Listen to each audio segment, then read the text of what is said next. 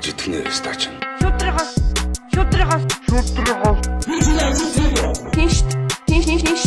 Баатар шангар бата бороо нэгэн газар хоороо. Бидний сонс олон юм бидний.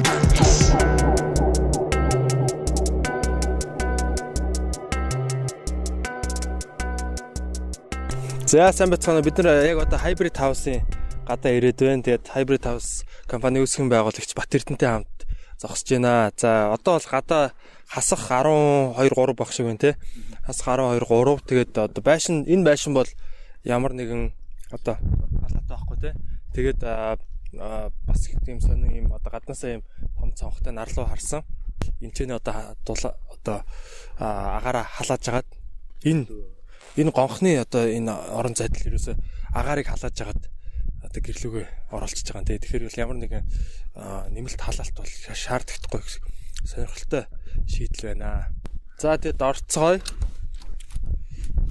За энэ хаалгаар ороход бол шууд одоо халуун одоо энэ одоо нарнаас тусж байгаа энэ нарны одоо юуг тусгалыг шууд ингээд цонхоор дамжуулаад баг хүлэмж шиг юм халуун байна. Тэгэд энд бол гэрд дотор бол одоо гоё таатай 27 градус байна. Энд ч бас одоо айл амьдэрдэг байгаа. Айлын дотор орж ирж байна. Яг одоо бол тий гэр дотор бол 26.9 одоо 27 градустай байна шүү дээ тий. Тэгэхэд бол ямар нэгэн халаалтгүй. Тэгэд энэ гонх энэ хэсэг байгаа. Би бас анх нөгөө машинтайгаа ирж байхдаа бас гайхсан яг юм давхар юутай байхаар нэг ямар сони юм бол одоо нөө шууд ингээд тусгадаг. Шууд гэрлүүгээ тусгадаг юм багтаа гэж бодоодсэн. Тэгэд энд яг одоо та бүхэн харж байгаа бол энэ дээр термометр байна. Дулаан хэмжигч 46 градус гэж байгаа. Яг энэ одоо орон зайд метр 40 те энэ орон зайд. Тэгээ энэ ч бас ингээд цонх онгойлгочод байгаа. Энд чээс гаднаасаа одоо хүүтэй агаар оруулж ирээд яг энэ гонхон дотор агаараа одоо холиод тэгээд одоо юу руу орж байгаа гэрлүүгээ орж байгаа. Тэгээ энэ ч бас юм мотортой юм одоо хоолоонууд байгаа, агааржуулалтын хоолоонууд. Тэгээд шууд ингээд агаарын даралтаар нь шийдээд халуун агаар тий одоо халуун агаар бол дээшээгээ ингээд яваад хүүтэй агаар бол ингээд доогоороо ингээд явчихж байгаа юм билээ. Тэгээд энэ юунууд нь болохоор одоо ханны энэ материалууд болохоор дулаан шингээдэг материалууд гэж байгаа. Дулаан шингээдэг. Тэгээ энэ материал бол одоо ингээд өдрийн турш нарны эрчмийг одоо ингээд өөртөө шингээгээд орой 8-9 хүртэл лөө дээ ингээд дулаанаа ялгаруулдаг гэсэн. Тэгээ та бүхэн одоо мэдж байгаа тий одоо чулуу одоо голын ирэг дээр ч юм уу тий халуун чулуу ингээд яг нар буусан ч гэсэн ингээд дулаахан байдаг. Яг тэр зарчмаар ерөнхийдөө ингээд энэ ч нэ дахиад нөгөө хүүтэй агаараа дулаацуулаад гэрлүүгээ оруулж байгаа юм сонирхолтой шийдэл байна тий. Манай ангарах сони юм үзэх юм асана тий.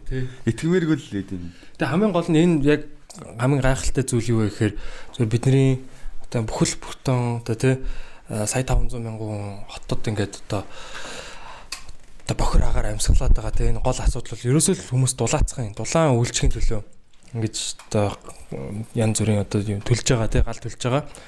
Тэгэхээр энэ асуудлыг ингээд бүр шийдсэн гэж бодохоор энэ бол бас тийм үнхээр боломжийн үнээр босч байгаа надад аим сонирхолтой. За сайн байцгаана уу. Битгий сонс подкастын бас нэгэн маш сонирхолтой дугаар та бүхэнд хүрэхэд бэлэн болоод байна.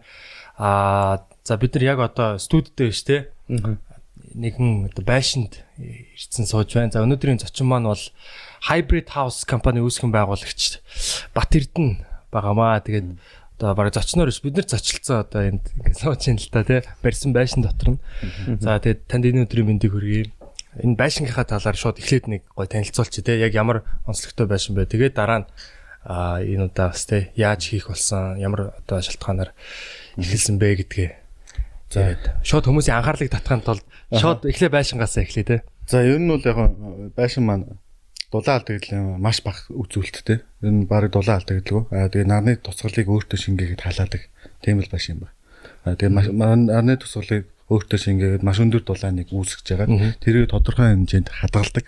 Дулаанаа нөөж жогоод тэгээ нэг орой 9-10 цаг хүртэл дулаанаа өгж жогоод тэгээд байшин маань ерөөдөө дулаан төгжчихдэг гэсэн үг байна. Гэхдээ огт нэг дулаан төгжнэ гэдэг нь агааржуулалт байхгүй, гэрээс агаар гарахгүй ч гэдэг юм тийм гол биш шүү дээ. Тодорхой хэмжээний агааржуулалт эдгээр бүгд байгаа. Тэгээд нэг 4 цагт 1 градусын дулаанаа алдах зарчмаар нэг шөнийн нэг одоо нар бууснаас хойш одоо 16 цагт шөнийн одоо ингэж болоо 4 градус алдаад өглөө босох хэмжээнд байж идэг. Нэг 26 градустай байлаа гэж бодоход өглөө 22 градустай ч юм уу эсвэл нэг 20 градустай байж жишээ нь гадаа бас хэрэг хүтрэхээс шалтгаалал ер нь 20-оос нэг бавхгүйгээр тэгээ байж идэг л байсан гэсэн үг. Нарны дулааны яаш ингэдэг. За ер нь бол яг нэг нарны дулаан гэдэг маань өөрөө одоо өвлийн нарны тусгал чинь маш бага богино хугацаанд байгаа шүү дээ. Тэгээд нийлэн доош ороод ирдэг нарны тусгал намдор. Тэгэхээр тэрийг л яг шууд дулаан шингээдэг материалуудыг байшингийнхаа орд одоо 20 м квадрат талбай дээр шингээж авч байгаа л тэгэл тэрийг гэрлэг оруулж л гэсэн. Тэгээ энийг бас яг бас онцолж хэлэх хэрэгтэй бах та бас ихгүй дараах намхан олгоор ярьт юм байна те. Тэгэхээр энэ байшинд бол ганц ч пар байхгүй те. Пар байхгүй одоо нэг шалны халаалт энэ төр бол байхгүй шүү дээ те. Ерөөсө цэвэр одоо баг эрчим хүчний одоо халааж байгаа юм бол бидний биеийн дулаан тий одоо энэ гэрэлч гэдэг юм уу энэ зурагт тэгээд энэ нэг гонх байгаад байгаа шүү дээ те. Эндээс бол одоо бүх дулаанаа одоо агаарыг бол бүр 40 градус одоо ер нь бол ингэж шилэн гонхон дотроо за нарны тусгалаасаа шалтгаалаад зарим өдрүүдэд 50 градус хүрнэ, зарим өдрүүдэд 30 градус хүрнэ. Гадаа хэдэн градус байхаас үл шалтгаалаад нарны зөвхөн тусгалаас шалтгаална гэсэн үг. Гадаа 30 градус байж байгаа энэ дотор одоо 50 градус, 80 градусын зөрүүг шууд ингэж үүсгэж чинь гэсэн үг ямар ч халаалтгүйгээр. Тэгээд гэрээс агаарыг одоо доогоор байшин маань сороод тэгээд дунд нь фильтртэй шүүгээд халаагаад одоо өрөөнө төр хуваарлж байгаа байхгүй. Гацшаа агаар гарч байгаа юу? Гацшаа агаар гарч байгаа шүү дээ. Энэ төч угаасаа нэг нойлын галзуухны агарч болт угаасаа нэг сордог агарч болт системээрээ сордог агаар авчиж байгаа. Гаднаас одоо нэг сэргээх агарч болт нь юу гэхээр нэг уртлын шилэн гохонд порч байгаа шүү дээ. Эндээс агаар сороод агаар аваад онголоод агаар аваад халаад гэрлүү цэвэр агаар орж иж байгаа байхгүй. Тэгээ одоо бид нэг бодоскитагаа сууж чинь одоо яг энэ градусыг бас харуулъя тий. 24 градус байна яг одоо. Тэгээд цонхоо онгойлгоцсон байгаа даа шүү дээ гонхон дээр. 2 цон хонгорхоо байгаа. 2 цон хонгорхоо байгаа. Тэгээд харагч байна тий. Тэгээд энд ямар ч халаалт одоо юу гэдэг нь пар байхгүй. Төвийн одоо нөгөө халаалтын шугам могон бол байхгүй шүү дээ тий. Бид нэр одоо яргаатын богонд байна. Тэгээд бүр ингээд бүр юм гайхалтай санагдаад байна л да. Сон одоо пассив хаусын бичлэг зөндөө үзчихсэн хэдүүлээ. Тэгсэн хэрнээ ингээд би ингээд нэг бичлэг үзчихэд ингээ гайхаад энэ нэг л итгэхгүй. Тэгээ ирчээд сууж байгаатсандаа нэг л итгэхгүй л байна л да. Тэсээ ингээ нэг цаанаа нэг юм нэг нуугаад байгаа юм шиг нууц халаалтын юм байгаа юм шиг санагдаад байна. Гэтэ бид нэр орж ирээд сая гонхон дотор зогсоход бол бүр маш халуун байл саун шиг байл шүү дээ. Гэтэ энэ айгу сони юм байна. Одоо энэ нэг урд шилэн одоо үзэгчтэй хэлэхэд одоо хараг болохоор тийм юм шилэн юм за юм басааттай. Энийг бас давхар үнээр харж байгаа тийм харуулах байгаа. Тийм. Тэгээд дотор талд нь болохоор ийм энгийн яг байшингийн гадна талд нэг 2 цонхтой балконтой. Тэгснэ тэр гадна талын ханых нь материал нэг ийм сонин бараа өнгөтэй. Тэгээд тэрэн дээр ингээд тавингууд өндөг болохоор халуун байд юм байна. Тэр ямар материал нь тэр их нууц материал ах шүү наа. Ингээд тавингууд өндөг болохоор амар халуун тэгээд бүх юм ингээд яг тийм материалаар хийцэн юм байна. Тэгээд оронгууд мангар халуун юм шүү дээ. Одоо энэ чинь ер нь одын дулаан хадгал нь одоо дулааны шингээн гэдэг чинь өөрөө хатуу материал байх хэрэгтэй байхгүй юу? Ерөнхийдөө нэг маш хатуу материал, нягтай материал байж ижил дулааны удаан шингээж хадгалж идэг гэсэн. Тэгэхээр яг энэ дээр нөгөө төмрийн хүүдэр, хүрэн шавар, тэгээд нөгөө одоо чулуу хайргуудыг нийлүүлж байгаа л энэ дээр 3-4 см-ийн тийм үе бий бодгоод тэн дээр нөөгөр болгоцсон байхгүй. Бүр илүү 5-6 см одоо 7-8 см ч юм уу ингээд тийм зузаанаар хийчих гэхээр нарны тусгал маань өдөртөө тэрийг бүтэн ингэж халааж шингээж чаддаггүй. Ер нь нэг 5 см хавцсан байхад л нарны тусгал маань тэрийг яг бүтэн халаагаад дулааны шингээж болдог. Тэрийг оройдоо бол бас ингээд ялгаруулж дулаан ялгаруулж байгаа шүү дээ. Тэгээ 9-10 хүртэл энэ маань ялгаруулсараа бол дуусчдаг байхгүй. Одоо энэ дээдлийн одоо гонхны дээдлэлтний сарвч шүү дээ. Сарвчны урт нь айгу чухал гэсэн шүү дээ. Тийм. Яг нөгөө тийм одоо хэдэн метр одоо өндөр таацтай байшин болохоос шалтгаалаад энэ маань нааш цаашаа болох нь юу байх вэ? Жишээлбэл 2.8 м өндөр таацтай байшин дээр энэ метр 20 м 40 тэл байх хэрэгтэй байхгүй. Тэгжээж энэ маань нөгөө нарны тусгалыг яг өвөл болох нарны тусгалыг ингээд нөгөө энэ сүйдэрлэхгүйгээр дээврэн сүйдэрлэхгүйгээр байшин руу оруулаад буцаагаад нөгөө зундаа болоод зун болоод гэр халаад одоо гадаа халаад нарны тусгал дээшлээд ирэхэд нөгөө энэ маань сүйдэрлээд гэрээ ингээд нөгөө сэрүүхэн болох нөхцөлийг бүрдүүлж байгаа гэсэн. Зун чи яг ингээд дээрээс тусдаг шүү дээ. Суудар яг доор болдсон шүү дээ. Өвөл ташуу болонгоо тэрийг ашиглаад тийм. Тэрийг ашиглаад юм гэсэн үг байна. Тэгээ өвөл ингээд гадаа хүүтэн байсан чинь ингээ нарны тусгал чинь өөрөө одоо хүүтэн гадаа хүүтэн байх ямар ч хамаагүйгээр л дотор ингээд нэг яг ингээд материал дээр тусангууд амар халддаг юм байна тий. Тийм. Тэгээд дээрээс нь бас нэг даваа тал. Одоо нөгөө баси байшин гэж амар олон жил барьсан. Янз бүрээр. Одоо яг нөгөө германчуудыг дөөрөөл бичлэгүүд байна шүү. Тэгэл ингээд барайл үзэхэд ерөөсө болдог байхгүй. Заашгүй одоо жишээлбэл 50 м одоо 60 м квадрат байшин барьлаа гэж бодоход өдөр 1 км халаагаад шөнөдөө 3-4 км халаахаас өөр аргагүй. Тийм хэмжээнд л баригдадсан байхгүй. Бүр ингээд хааны баг метр хийгээд шалын метр баг тааз метр зузаан нам дулаалгаа хийсэн ч ийм одоо Монголын нөхцөл тааруулаад улам зузаан болгоод хийгээд тэгээ дээрэс нь цонхоо хүртэл ингээд 3 давхар лови төрстэй шилтэй хийгээд дунд нь аргон хийтэй ингээд хийгээд бүр амар үнэтэй хаалга аваад энэ зардал нь хэд байх нь хамаагүй.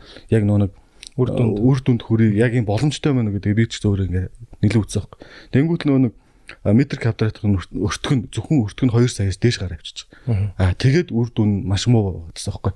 Тэгээд энийг яаж хийх вэ гэж бодоод ингэж байхад бид нар хиймэл хавар намрын орчинг бүрдүүлж ижил одоо тэр баси байшин Германд болоод шүү дээ. Эдгээр чинь хасгаа 13-4 градус хүрж байгаа нөхцөлтөд тэр болоод хамгийн хүүтэндээ. Тийм. Тэгэхэд бид нар тийм орчинг бүрдүүлж ижил энэ байшин болох ёстой юм гэсэн ойлголт суучаа шүү. Тэгэхээр байшингаа тойруулаад шилэн гонх үүсгэчихээр эн чинь одоо шөндөө хамгийн хүүтэн шүн хасах тавл болж байгаа байхгүй шилэн гонхон дотор.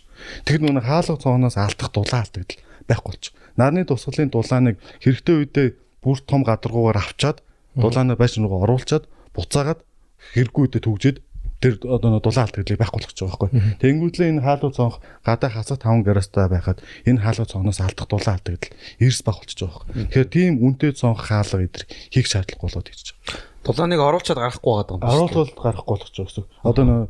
Одоо жишээлбэл маш энгийнээр хэлэхэд одоо бид нар амар зузаан хаан амар зузаан юу ингээл бодоод байдаг. Гэтэл яасан дээр нэг энгийн юугаар хэлвэл цонх шүү дээ. Цонхыг бид нар 2 давхар шилээр хийхэд 4 мм-ийн 2 давхар шилээр хийхэд тэрийг нийлүүлээд 8 мм-ийн зузаан шил болгоод хийхэд тэр цонх асарх дулаан алдна шүү дээ. Гэтэл дунд нь зай болгож шүү дээ. Дунд нь агаарын орон зай бий болгоод ингэчгээр эн чинь нэг гүүрлэхгүй шууд гүүрлэхгүй учраас дулаан дамжуулалтын коэффициент хамаагүй буураад ирж байгаа байхгүй. Тэгэхээр яг тийм зарчмаар л хийцэн гэсэн үг байхгүй. Маш энгийн байгаа зү. Агаарын орон зайг л бий болгоцсон гэсэн үг байхгүй. Тэгсэн ирнэ одоо хоёр шилнийхэн дотортлогын шилний ийм дулааныг шингээдэг материалаар бодчихж байгаа байхгүй тий. Тэгээд ер нь тунгалаг харагдахгүй. Юм шиг гаднаасаа бол нэг юм жоох юм бараа харагдчихс тий.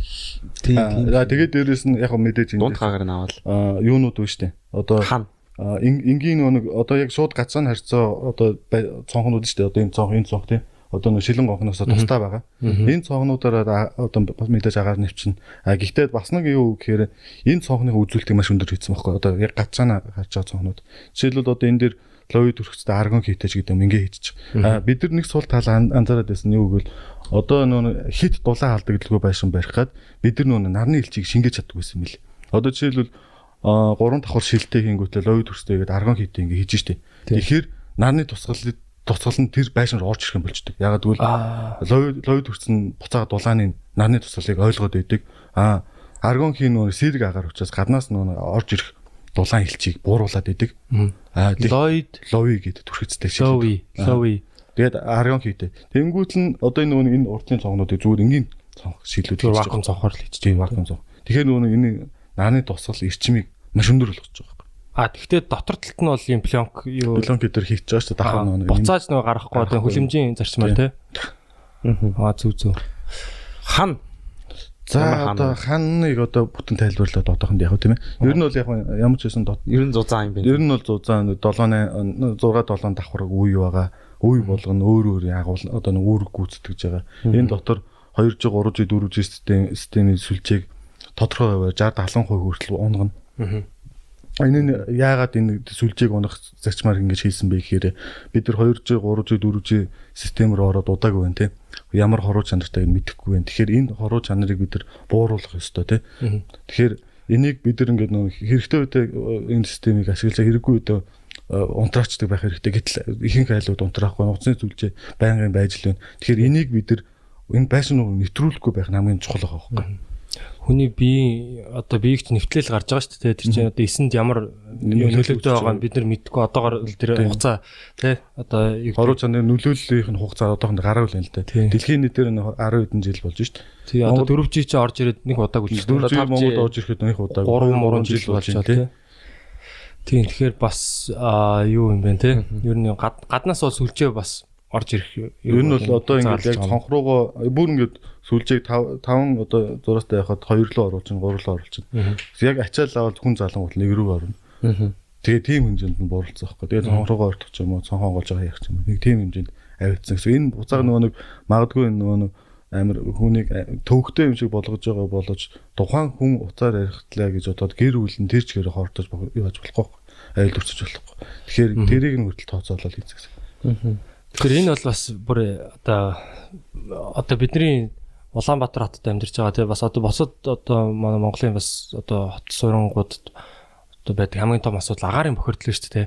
Агаарын бохирдлыг бол ингээ бүрэн шийдчихэр юм шийдэл байгаа байхгүй тийм. Ерөөсөө л энэ бүхэн чинь дулаан байхын тулд энэ Монголын өвлийг дулаан одоо давахын тулд энэ чинь янз бүрийн юм шатаагаал ингээл одоо агаараа бохирдуулаад тэрүүгээр амьсгалаал тий тэнцэнэ одоо нэг жоохон хүүхэд нь одоо өсөж боожоод ингээд байж байгаа. Тэгэхээр энэ бол зүгээр яг нэг жишээ тий шууд ингээд шийдсэн байна. Тэгэхээр энэ бол гайхалтай л байна л та. Тэгээд цаашаа бас олон хүмүүс одоо энэ одоо юу гэдэг энэ технологиг хүргээ тий нийтээрээ одоо ингээд яг ийм байшинд амьдардаг бол ер нь ингээд юу бол агаарын бохирдлыг бол ерөнхийдөө за машинаас бусдыг бол ер нь шийдэж байгаа юм шүү. Тий ер нь бол яг нэг анхны ингээд нэг барих гэдэг нэг шийдлүүд нь шүү дээ. За энэ байшин гэдэг хамгийн гол нь хүмүүст нэвтрүүлэх хэрэгтэй тий. Нийтээрээ худалдаа авах боломжтой байх хэрэгтэй. Гэтэл бид нар ч нэг өөрснөө үйлдвэрлэгч улс биш шүү дээ. Тэгэхээр бид нар шууд хятадын эмийг авчих гэхээр энэ байшин амьдарч байгаа нөөрэ хордоод байна. Гадаа нутааг болсон ч байшин дотор хордоод байвал аюултай шүү дээ. Тэгэхээр мэдээж дэлхийн стандартын одоо материалуудаар маш сайн чанартай юм хийх хэрэгтэй байхгүй. Гол юм нь энэ дээр ч нэг хүн ядаж нэг орон сууцтай амны орон сууцтай боллоо гэж бодоход 2-оос дээш үе амьдрах хэмжээний капитал байх хэрэгтэй. Тэр үднээс нь ингээд бүгдийг тооцоолоод за хамгийн гол одоо хийсэн юмнууд за бид нар одоо жишээлбэл Европт метр квадрат байшин 2000 евроор байж байгаа. Метр квадратын шүү дээ. Өртгөн. Энэ нь яг бассейн руу оруулаад арай үнэтэй болоод ирж байгаа. Гэтэл бид нар Европын материалаар Монгол 400-500 доллараар яаж барих вэ? 400 евроогоор яаж барих вэ гэдэг л байхгүй. Тэгэхээр эн чинь нэг эхлээд яг тэр одоо шийдлээсээ гадна одоо энэ байшинг барьж байгаа шийдлээсээ гадна өөртөө яаж бууруулж яаж хүмүүс хэрэгцээнд нэвтрүүлэх үү гэдэг чинь хамгийн чухал асуудал байж байгаа. Тэгэхээр эхлээд яг тэр одоо бассейн технологийн дагуу эхлээд барьж үзсэн. Тэр маань түрүү ярьсан чинь үр дүнд сайн хүрээгүй. Энэ дээр тэгэхээр яаж одоо материалууд хандах юм байна. Яг үг нь Монгол дотоод үйлдвэрлэх боломжтой байна. Гэх болоноор нь хийж явсаар хагаад энийг 400 одоо евроор 500 доллар руу оруулаад ирж байгаа байхгүй. Энэ маань одоохондоо жоох үнэтэй. Гэхдээ энийг яаж бууруулахыг бол дотооддоо бид нар ихэнхээ үйлдвэрлэлийг болж ийж бид нар нэг асуудлыг утааны асуудлыг шийдэж байгаа боловч давхар дотоодын үйлдвэрлэлээ хүмүүсийн ажлын байртаа болох хүмүүсээ залуучуудаа чадваржуулах маягаар бид нар бүх асуудлаа нэг асуудлаа шийдэхдээ давхар суур асуудлуудаа шийдэж явах зорилготойгоор л ингэж хийсэн. Одоо бид нар энэ байшингийнхаа 70%-ийг дотоодын үйлдвэрлэлээс хангаж байгаа. 70%. Та нар бодоо яаж одоо ингэж бид нар чинь дотоодоосоо би нэгэ дэмжижээд бид нар өөрсдөө нийтээр хөгжин штэ. Тийм штэ. Тэгэхээр яг тэр суур зачим дээр л тулгуурлаж хийж байгаа. 70% гэдэг чинь одоо төмөр мөмөр тэгэл тоосго моосо болог гэл их материал дарамтуур гэл мод зод гэл ерөнхийдөө энэ хөөсөн зөр дулаалга одоо XPS хөөс гэдэг юм. XPS хөөсөж чинь дотоод үйлдвэрлэлтэн цонх гэл одоо хаалга маалга гэл ерөнхийдөө аль болох дотоодоос үйлд авч болох хямдхан одоо чанартайг авч болох юмнуудаа бүгдийг л дотоодоос хангаж. Та санаагаа яаж зарыг гэж бодож байна? За энэ эхлээд жоох байж байгаа надад өрөөдгөө. Ер нь энэ туршлага яаж хоримтлуулсан бэ? Анх хизэнээс байшин барьж эхэлсэн. Хаанаас эхэлсэн тийм? За одоо энэ ингээд анхлаад нэг би ч өөр гэр оролт өссөн динжимад. Тэгэл яг ингээд нэг санаа гэвэл би ч өөрөө нэг жижигэн ах нартайгаа нийлж байгаа хамгийн анх байшин 12-3 настай хата байшин барьж ирсэн. Хамгийн анх тэгээ нэг өөрснийхөө амьдрах байшингаа л барьж байгаа шүү дээ. Тэгэл Тэгэж барайл тэгээд яг тэг тухайн үед олж байгаа материалаараа л тэгээд нэг зах банз манзаар ингээд орлуулаад байшин барьчихж байгаа. Тэр жилд ингээд обомо банаал янз бүр байшин барьсан. Өвөлдөө хөлдөж өгч байгаа байхгүй. Бүр амар хүүтэн. Гал түлээд нэмэр болдоггүй. Өглөө баг хөлдөө тусах хэмжээний тийм амар хүүтэн байна. Яг тийм байшинтай байсан. Тэгэл дараа нь тэрнээсээ болол гэр бариал тэгэл гэрт амьдрал буцаагаал тэр байшин руу ороод яаж дулаалах вэ яаж аргачлууд байна гэл тэгээ судлаад өгсөн байхгүй. Тэгээ би нэг баг бахта нэг аюугаа зарим зардаг байсан. Хичээлхэн завцаар 12 3 настай байхдаа. Тэгтээ нөө зарим зараа явах байхдаа нөө хөөсөн цэр хайрцагт зарим хийгээ явж штэ. Тэгэхэд тэр зарим бүхэл бүтэн гадаа 30 40 градустай байхад бүтэн өдөржингөө хүүтэн хөлдүүгээрээ байдаг байхгүй. Тэгэхээр энийг байшин болгоцоход болох юм биш гэсэн санаа төрөхгүй. Тэр баг бахта. Тэндээс юу анзаарчихсан бэ гэвэл хүүтаагаар хүнд уцаас дээш дэгдээ гарчдаг юм байна. Халуугаар байсан бол дээш дэгдээ гарчна. Тэгэхээр энийг уруугаар нь л байшин болгоцоход л асуудал шийдэгдэх юм байна гэсэн бодол нэг тухайн үед ингээл төрчихгүй. Тэгэл явж байгаа л яг хоо том боллоо сургуульд орлоо тухайн үедээ нөө барилга дээр ажиллаад зооныхаа амлалтуудаа барилга дээр ажиллаад тэгэл явдаг байсан. Би нэг их сургуульд ороод 1-р курс 2-р курсод төгсөөд би нэг буруу мэржил сонгосон санагдаад бүр нэг утгагүй тийм нэг буруу мэржил сонгосон шиг нууц биш бол олон судалтаагаар мөсийг уулын тухайн үед худалдаа үйлдвэрлэлийн сургууль гэж байсан. Тэгээ яг намайг төгсөөд мөсийн хариу болсон. Тэгээд буруу мэржил сонгосон зүйл болоо нэг тухайн үед нэг яг юу ангуул нэг хичээлдэг гэсэн муудаал сонирхолж байхгүй хичээлээ таслаа тий. Тэгэл зөнгөртөг үе болж байгаа байхгүй 18 таад. Тэгэл би нэг тухайн үедээ боддоод за ерөөсөө нэг очиж яг өөрийнхөө сонирхож байгаа мэрэгчлэр очиж солонгос сурыг. Гэтэл надад төлбөр байхгүй хийлийн би мэдхгүй. Тэгэнгүүт л би авчаал солонгос руу нэг гэрээгээр очиж ажиллая гэж бодохгүй. Нэг жил ингээ гэрээгээр очиод ажиллахад гол юм нь тодорхой хэмжээнд би гэрээр очиод ажиллахад хэлийн би сурчин. Хоёрт нь би төлбөрөө олчин. Тэнгүүтлэл тэнцэн өргөжлүүлээ сурчээ гээл амар романтик бодвол явахгүй жоох хөвгт.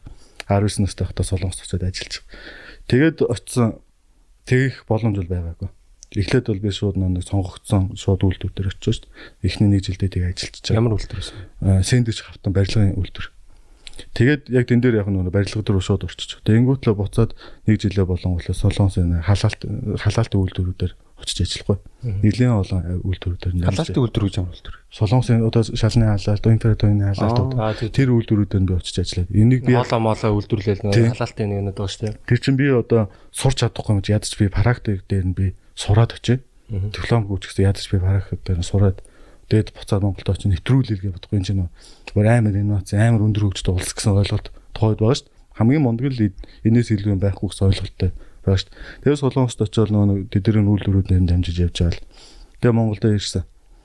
Тэгээд буцаад нөгөө сугуулаа төгсөөд тэгээд нөгөө яг халаалтын энэ шалны халаалтыг суйрлуулаад инфрatoны халаалтуудыг солонгосоос оруулж суйрлуулаад ингээс. Тэгээд ер нь бол энэ нөгөө бид нар уламжлалт хэрэгцээнээс илүү өндөр өртөгтэй бөгөөд хоруу чанар өндөртэй байсан. Тэр нь надад миний амьдралд амар тийм том гарц бий болгосон байхгүй. Тэнгүүт л би за энэ халаалт болохгүй юм байна. Хоруу чанар одоо энэ шалны халаалтын тэр юу хоруу чанар ямар өндөртэй. чанар Одоо ямар нөлөө үзүүлж байна? Жишээлбэл одоо бид нар манайх ч уур амьсгалтай байхгүй. Тэгэхээр уур амьсгалтай нэг та хоёрт нь бидний нөгөө стандартын юу гэж бараг байхгүй шүү дээ. Тэгэхээр бид нар авчиад шалан дороо хулдаасан дор эсвэл дороожин дор эсвэл баркетын шалны дор хийчих. Тэгвэл баркетын шал маань өөрөө хямдхан баркетын шал, хятадын баркетын шал идэр авангуул эн чин дандаа химийн цавууд байгаа байхгүй. Халаангууд уралд ороод тэр халсаагаар дээшээ дигдэхтэй тэр хорыг нь дээшээ хамтан дигдээчдэг. Тэгээд дээрэс нь манай хуур амьсгалтай учраас хүмүүсээс ялгаж байгаа бүх нэм бактери шалан дээр унж байгаа. Тэрийг нь дахиад халаангууд өсөж үржих таат орчин болонгодлоо дээшээ дигдээчихэж байгаа байхгүй. Тэнгүүт нэг 80-90 см тай байгаа одоо 5-6 настай хүүхдүүд яг амьсгалах төвшин бид тэр орон дээр унтахад яг амьсгалах төвшин байхгүй. Тэгэхээр энэ чинь хоруу чанар надад яг тэр хоруу чанар миний амьдралд маш том гарц болгосон. Тэгээ би нэг одоо том охиноо олонгуутлаа би Орос руу явсан байхгүй. Тэгээ яг утаан талц уцаж явж байгаа юм тэр шүү дээ. Ямар нэгэн байдлаар нэг хүүхдээ эрүүл орчинд өсөх гэж л явж байгаа байхгүй. Оросын хаашаа улаауд ирэхгүйгээр ер нь яваагүй газаргүй. Нилээн олон газрууд дээр явсан. Тэгээд очингуутлаа би чаа тэнд халаалтын үйлдвэр дээр очиж ажиллаад давхар бас яг тийм нэг юмнуудаар очиж ажиллаж байгаа давхар нэг тэрнээс чинь цайлуу орлоо баг би гэрүүлээд хийж шаардлагатай тий. Тэнгүүтэл би нэг үйл хөдлөлийн бизнесээр орсон. Одоо Оросд нэг байр нь ямар нэгэн байдлаар дотор засал байдаг байхгүй. Зүгээр нэг 50 м квадрат ч юм уу ингээ 2 цонхтой өрөө тийм шавраараа байшин байдаг. Тэрийг нь би засаж айлуудаа засаж авдаг. Тэр нь нэг амар өөр ашигтай. Айлууд нь хүсэн загвараараа засна. Тэгээд дээрээс нь дотор засалгүй учраас хямдхан. Тийм эгээр юу байдаг. Тэрийг би аваад янзлаад тэгээд зардаг байсан. Үн үргээд зардаг байсан. Тэгээд би нэлээд тийм байрт олчихгүй. Нэлээд олон. Гэтэл Оросд нэг давуу тал нь юу гэхээр тоолуураар дулааныхын тоолуураар дулааны төлбөр өгдөг. Би дулааны тоолуураа одоо дулаан оруулахгүй л би төлбөр өгөхгүй. Би олон байртаа болчтой нөөдгөн зардахгүй удах тусам миний урсгал зардал нэмэгдээд байдаг. Тийш өгөх мөнгө нь. Тэгээд эхлээд бол зүгээр ингээ байраа одоо зарж байгаа сүүл рүүгээ арай инновац оруулахгүй. Та Орос хэлтэй яг гоо тодорхой хэмжээнд тийм. Энд сурж ирсэн Монгол. Энд сураг манай эхнэр угаасаа улаан идэх юм байна. За. Тэгээд хойно очиод амьдэрсэн. Тэгээд би нэг нэвтрүүлсэн гэж те. Тэгээд нэг уршаа харсан одоо балконтой байр аваад тэрэндээс ингэж одоо ханыг энд шингээж болох юм байна гэсэн ойлголт нэг юм олоод харчихгүй. Тэгээд тэр балконоос үүсэж байгаа дулааныг гэрлүүгөө оруулах боломжтой байна гэд би тэр байруудыг тэгж халааж эхэлсэн байхгүй. Урсгал зардалгүй. Парны тэр халаалтын жоон багасгаад уу? Энэ парыг хаагаа ачиж. За. Одоогийн жоохгүй. Гэхдээ цахилгаан халагууртай байрнууд байсан. Гэхдээ байрууд нь бүгд л төвийн дулаан. Партай л баг л та. Гэхдээ тэр нь тоолууртай байхгүй нөө. Одоо усны тоолуур шүү дээ. Яг тэрнтэй ялгаахгүй. Одоо халуус хэдий хэмжээр орно. Тэрний хэмжээр би одоо Оросд бол мөнгө төлдөг байхгүй. Ямар сайн юм тий? Тэр нь дулааны тоолууртай. Тэгэхээр эн чинь нөгөө хүмүүсийг амар хариуцлагажуулж байгаа байхгүй. Тий, юугаа хянаад эхэлж байгаа. Бүх юмнууд төлбөрөө хянах, дулаан алдагдлаа хянах тий. Тэгээд ирж байгаа. Тэнгүүд би надад чинь тэр нөлөөлж байгаа шүү. Тэгээ би байрыг тгээ хийс. Тэнгүүтлээ би тэр санаагаар улаадад хадмынхан байшиндаа явчихад шууд урд нь яг ингэ шилэн гонхыг л байшин гэл хийсэн. Гэтэл болоогүй. Яг нэг дулаан тэрнээс энд шилэн гонхоос үүсэж байгаа дулаан чинь маш бага штэ. Энэ дээр одоо та амар их дулаан үүсэж байгаа боловч энэ дулаан чинь маш бага байхгүй. Энэ бага дулаанаар энэ гэрийг бүтэн халаана гэдэг нь л өөрөө бас нэг шийдэл байхгүй. Энэ байшингийн дулааныг хадгална, дулааныг өөртөө шингээх, хадгалуулахгүй байна гэдэг шийдлийг дараа нь би тэр нэг хаднында хийж үзэнгүүтлээ дараа нь тэр шийдлийг хийж үзэж байгаа байхгүй. Тэгээд хадмах дээр дурсан шүү дээ. Тэгэл Монголдо ирээд бас нэг тухайн үед нэг тухайн үед айлгадын газар бас хямдхан байдаг гэсэн. Гэр хоолын газар аваад нэг байшин барайл зарах ч юм уу. Тийм хүмүүст ч маягаар. Тэгээд сүүл рүүгээ энэ чинь маш удаан хугацаанд явж байгаа шүү дээ. Энэ чинь туршилт явагдал байна. Бага бас ажилд явагдал байна. Сүүлдээ нэг мөнгө байхгүй болоод ирж байгаа шүү дээ ингээд туршлал ингээд. Тэнгүүт нь 100 сая төгрөгөөр би байшин бариад турших нь амар эрсдэлтэй зүйл байхгүй баг боломжгүй. Тэнгүүт л 80 сая төгрөгөөр байшингуудын захиалга аваад би 100 сая төгрөгөөр барьж өгч байгаа чинь 20 би баг 20 сая төгрөг хасахтаа л гэхдээ тэр нь би энэ шийдлийг олохын тулд би өөрөөсөө 100 сая гаргаж ирснаас тэр нь илүү 80 хүнээр гаргуулад 20 би өөрөө олно гэдэг чинь. Тэгж ингэж явсаар агаал маш олон л одоо ингээд тавтаал янзлж хийсээр гал дээр хэмжээр өршөөс. Бүх насаас асуусан юм биш тий та? Бүх насаас асуусан юм биш тий? Үгүй одоо тэгэл 13-тагаас хойш ингээл хөргөчний зарим маань гээл тэгэл яг энийг ингээл боломжтой гэдэг санааг л би 12 3-тай байхдаа л тэр юунаас олон арчихгүй тэр хөөсөн зүр хайрцагнаас энэ боломжтой.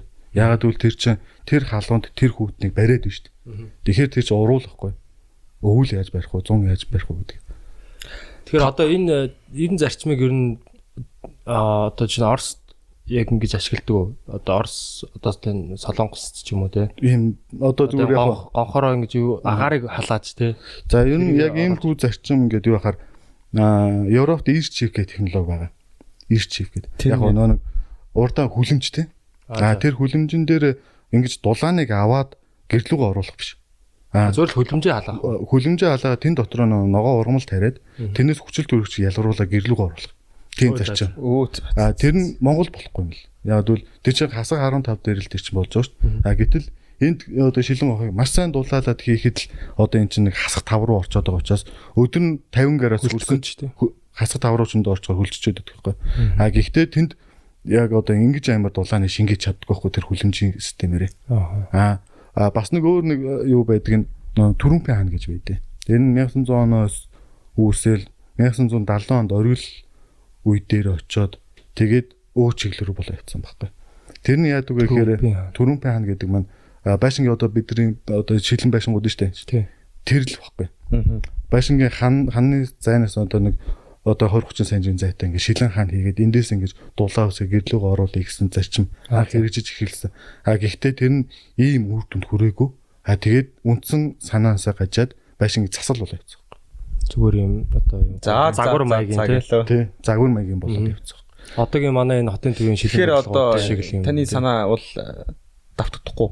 Яг нэг юу л гэсэн үг шүү дээ. Одоо нэг иймэрхүү санаа дэлхийд байгаа. Гэхдээ хамгийн гол юм нь хасах хэдэн градус хүртэл ийм болгоцсон бэ, үр дүнд хүрсэн бэ гэдэг нь л хамгийн том шийдэл. Монголын нөхцөл ч одоо яг хасах түвш хүрч байгаа. Маш том одоо нотлохоо болчиход байна шүү дээ. Ийм хасах түвчээр ингэж хийж чадж байна гэдэг бол. Би яг ийм байшинд үнэхээр болмоор байна. Би ирээдүйд ийм байшинтай болох байхад гэтээ ингээд дээр нэг 3 нарны панел тавиад тогоод ингээд залхачвал бүр тэгэл. Бүр амар гоё амтрах гээд байгаа юм шүү. За одоо энэ дээр би ярих тах уу. Одоо ингээд жишээлбэл одоо бид ингээд өөрөө төлөвлөж байгаа шүү дээ. Жишээлбэл би одоо юу аяга яваад байна. Одоо би 35 за тэгэхээр нэг жоох орчлоо ярьчих. 35 насн дээр одоо бид нар ийм хэмжээнд хийж штэ. Одоо идэвхтэй нас одоо 20-30 жил үлдсэн те. Энийг би хийлээ гэж бодоход дараа нь хэрэгжүүлэх хугацаа надад байх хэрэгтэй байхгүй. Тэгэхээр анхнаасаа би нэг 20 хэд настай та ерөөхдөө яг ийм чиглэлийг хийн. Гэхдээ хийхдээ алийг нь ингэж хийгч яг зөв юугаа хамгийн түрүүнд олоод энийг тултал нь хийгээд энийг Монголд хэрэгжүүлэх гэсэн санаа байхгүй.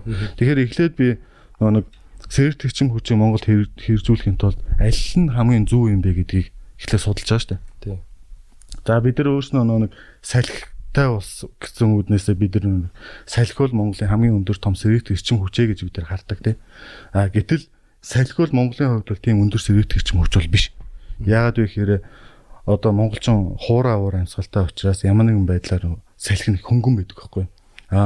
Одоо та бүхэн харж ирсэн бол салхины цахилгаан станцууд хаана голцоо байна вэ гэвэл чиглэл уур амьсгалтай далаа дотор сэнсүүдэд далаа дотор байршуулсан нуурын дотор байршуулсан тийм байгаа шүү дээ. Тэгэхээр одоо жишээ Солонгост Монголд бол 9 м/с-ийн салхи бол байдаг л үзүүлэлттэй баг салхигүй гэж ойлгогдсон шүү дээ. Гэтэл Солонгос эдгээрт бол 9 м/с-ийн салхи бол маш хүчтэй болчихж байгаа байхгүй. Тэгэхээр тэр чинь жинтэй юу бол хүнд чийгтэй учраас хүнд болчихж байгаа байхгүй. Тэгэхээр тэр хүнд салхичин авиж байна. Илүү эрчим хүчээ үйлдвэрлэх боломжтой болоод байна. Монголын салхи сэрэг байна. Сэрэг хөнгөн одоо нэг чийг учраас хөнгөн бол байгаа байхгүй. Зүсэл ингэж баг гарч. Тэгээ очоод бутарч байгаа байхгүй сэнсэн дээр очиж. Тэгэхээр сэрэг эрчим хүчүүдээс ингэ судалгаа нь салхи бид нар ч одоо ингэ та нарч бодож байгаа шүү дээ. Салхи бидэрт боломжтой гэж бодсон чи үгүй байгаа даа. Тэнгүүтлээ дараагийнх нь боломжтой хөлбөрний үг л усан цахилгаан станц байх боломжтой. Усыг бид ашиглах боломжтой. Яг бол бидний чи бүх гол мөрөн бүгд цаасан урсацтай. Бид нар дунд нэг генер дээр ирүүлчихэд болох боломжтой. Гэтэл бид нар ч олон улсын гэрээ гэнэс Оросын дарамт шахалт, Хятадын дарамт шахалтаас болоод бид нар усан цахилгаан станц байгуулах боломж одоохондоо хомос байгаа. Тэгээ буцаагаад нэг нарны тойл одоо нар л одоо үлдэж шít. Тэнгүүтэл нарны тойл тавиад бид нар ингээд гэрээ халаая гэж бодно шүү дээ. Тэнгүүтэл 70 м/квадрат байшин ингээд нарны тойл тавиад халаая гэж бодно шүү дээ. Боломжгүй. Тэгэхээр 7 кВт нарны тойл тавиад батарей тавиад ингээд халаах шаардлага толч. Гэтэл 7 кВт-ийн нарны тойл 25 сая дунджаар. Тэнгүүтэл 25 саяханд 15 сая баг батарей. Тэнгүүтэл батарей нь 4-6 жилийн дотор байхгүй болчихдог байхгүй. Тэгэхээр 15 саяг 4-6 жилийн дотор нөхөх бололцоог болчиход байгаа. Гэхдээ энэ нарны тойл энэ бол Монголд зайлшгүй хэрэгжүүлэх ёстой. Гэхдээ нэг хэрэгжих нөхцөл нь одоохондоо болоог байгаа. Яг бол манай цахилгааны үн хямдхан. Тэгээд дээрээс нь буцаагаад нарны хатангуй тойл одоо хэрэгслүүд нь хит өндөр үнэтэй байгаа байхгүй. Бид нар дотоод өөрснөө үйлдвэрлэдэг болоод эрчим хүчийг нэг үнийг нь чөлөөлчүүл энэ хэрэгжиж явчих боломжтой. Уулын зах зээлийн зарчмыг чөлөөлөх ёстой байхгүй. Тийм яг тэгэх ёстой. Тэгээд одоо нар л үлдчихвэл нар маань яагаад гэвэл бид нар чинь далайн төгснөөс 1500 м-ийн өндөрт байгаа. Нартай өдрийн тоо 365 280-аас дээш оноо нартай өдөрлөж. Тэгэхээр бидний дээр халахлах юм байхгүй болчиход байгаа байхгүй. Тэгэхээр нарыг ашиглах хэрэгтэй. Ашиглахдаа шууд дулааны шингээл гэсэн санаа байхгүй. Зөв. Тэгэл энийг л яг тэр шингээж хийж байгаа санаа тэр. Тэгэхээр одоо энд бол зүгээр л зөвхөн нар цонхруу тусаал тий. Тэрүүгээр л одоо халаад штэ. Эрчим хүчний хувьд одоо энэ байшиг нь хэрэг одоо эрчим хүч зарцуул. Одоо метр квадратын ярил л да тий. Энэ 70 орчим байгаа юу тий. Тийм 70 яг 70 м квадрат биш. 70 м квадрат. Эрчим хүчний одоо яг одоо манай ч нэг тэгэлж мэглээд байгаа штэ одоо тий. Бас яг зарцуулалт нь бас үнэн ч гэсэн цаанаас улсаас нөгөө үнийн одоо барьдаг тий. Тэгэхээр бас яг нэг бодит юу үзүүлэлт гарахгүй болоод байгаа юм л та тий. Ийм байна. Манайх одоо жишээлбэл киловаттаар нь киловаттаар ингээ бодвол одоо энэ байшин 7 киловаттаар халах хэрэгтэй шүү дээ. Гэхдээ энд нэг зайлшгүй магадaltaй тохиолдлууд шүү дээ 3-4 өдөр цэрүүхэн байх эсвэл өөрснөө өдөржингөө ажилтаа байгаад орой ирэх ч юм уу тий. Хөнгөө байх. Тиймэрхүү эсвэл бүр гадаа бүр 40-оос дээш гараас хүрэх ч юм уу. Тэр үед 20-оос доош орчих гээд байт. Тэр үед нь одоо 300 ваттын нэг тэн юм уу гэрэл хасаачгаад л энэ байш шалждаг. 300 ватт гэдэг нь 1 киловатт ч хүрэхгүй шүү дээ. 1 киловатт хүрэхгүй 300 ваттыг зүгээр энгийнээр хэлвэл маш энгийнээр ингээд тодорхойлоод байвал ус буслагчийн 6-1 гэсэн үг. Тийм үү? Тийм баг. Ус буслагч чинь юу 2 киловатт 2 киловатт юм 1.8 киловатт. Тэрний 6-1-ээр л энэ байшин бүр пүүл хална гэсэн үг. Гэхдээ энэ баг тэгж халах шаардлага байхгүй. Сайн нэг магадaltaшгүй тохиолдлууд нь шүү дээ. 3-4 өдөр байхгүй, гэрт нь хүн байхгүй. Эсвэл наргуу 3-4 өдөр болох. Эсвэл гадаа хасах, төцөөс дээш хүрэх. Тийм тохиолдолд л ажил. Нууцсан. Шинэ шал тааз нь яг ямар материал юм бол? Ямар материал жаах вэ зүгээр? Ямар хийстэл технологи юм? Яг энэ дээр нэг мэдээж дулаалгын маш олон өөр үеуд хийж байгаа шүү дээ. Алдахгүй байх. Тэгээд дээрээс нэг энэ байшингийн хамгийн гол нь бидний сул тал алдаатай талны өвдөд нөгөө уурчийг тусгаарлагч нь бид нар хийх найдаад хүмүүс хийждэг байхгүй юу? Нэг юм халсан юу гэдэг. Тэгээд тэр нь тгээ хийчих нь нөгөө чийг нь гатгацлагтай нөгөө дулаалгын материал нь оргоод конденсац үүсгээд магадaltaй болоод. Тэгээд дээрээс нь давхар тэр бидрийг нь хүртэл тусгаалаа шийдээд. Тэгээд дээрээс энэ материал одоо нөгөө битээс үүсэж байгаа дулааныг таазандаа, шаландаас, ханандаач, цонхондооч ойлгодог тийм шийдлүүдийг хийсэн байхгүй. Тэгэхээр ерөөс нь энэ битээс үүсэж байгаа дулаанууд ханандаа шингэхгүй бүгд л ойж. Буцаал ойж гэсэн. Сони юм а тий. Энэ жоохон юм юу байгаа юм энэ гэлэлцэж байгаа нь одоо бас тийм тэн дээр болоо. Тэн дээр шүү тий. Энийхээ цаад үе. Зөв. Бонд биш юм тий.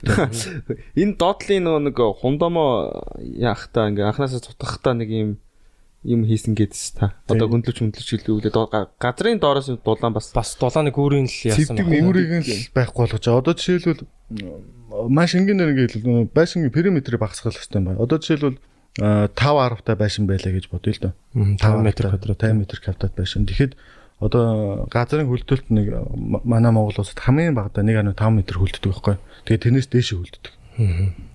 Тэгэхээр одоо байшингийн хан 50 см байлаа гэж бодоход одоо ингээд яг байшингаас доошоо ингээд газар хөлтөхөд байшин руу дотшоо 1 м орж хөлддөг байхгүй. Дотгошоогоо 1 м орж хөлддөг.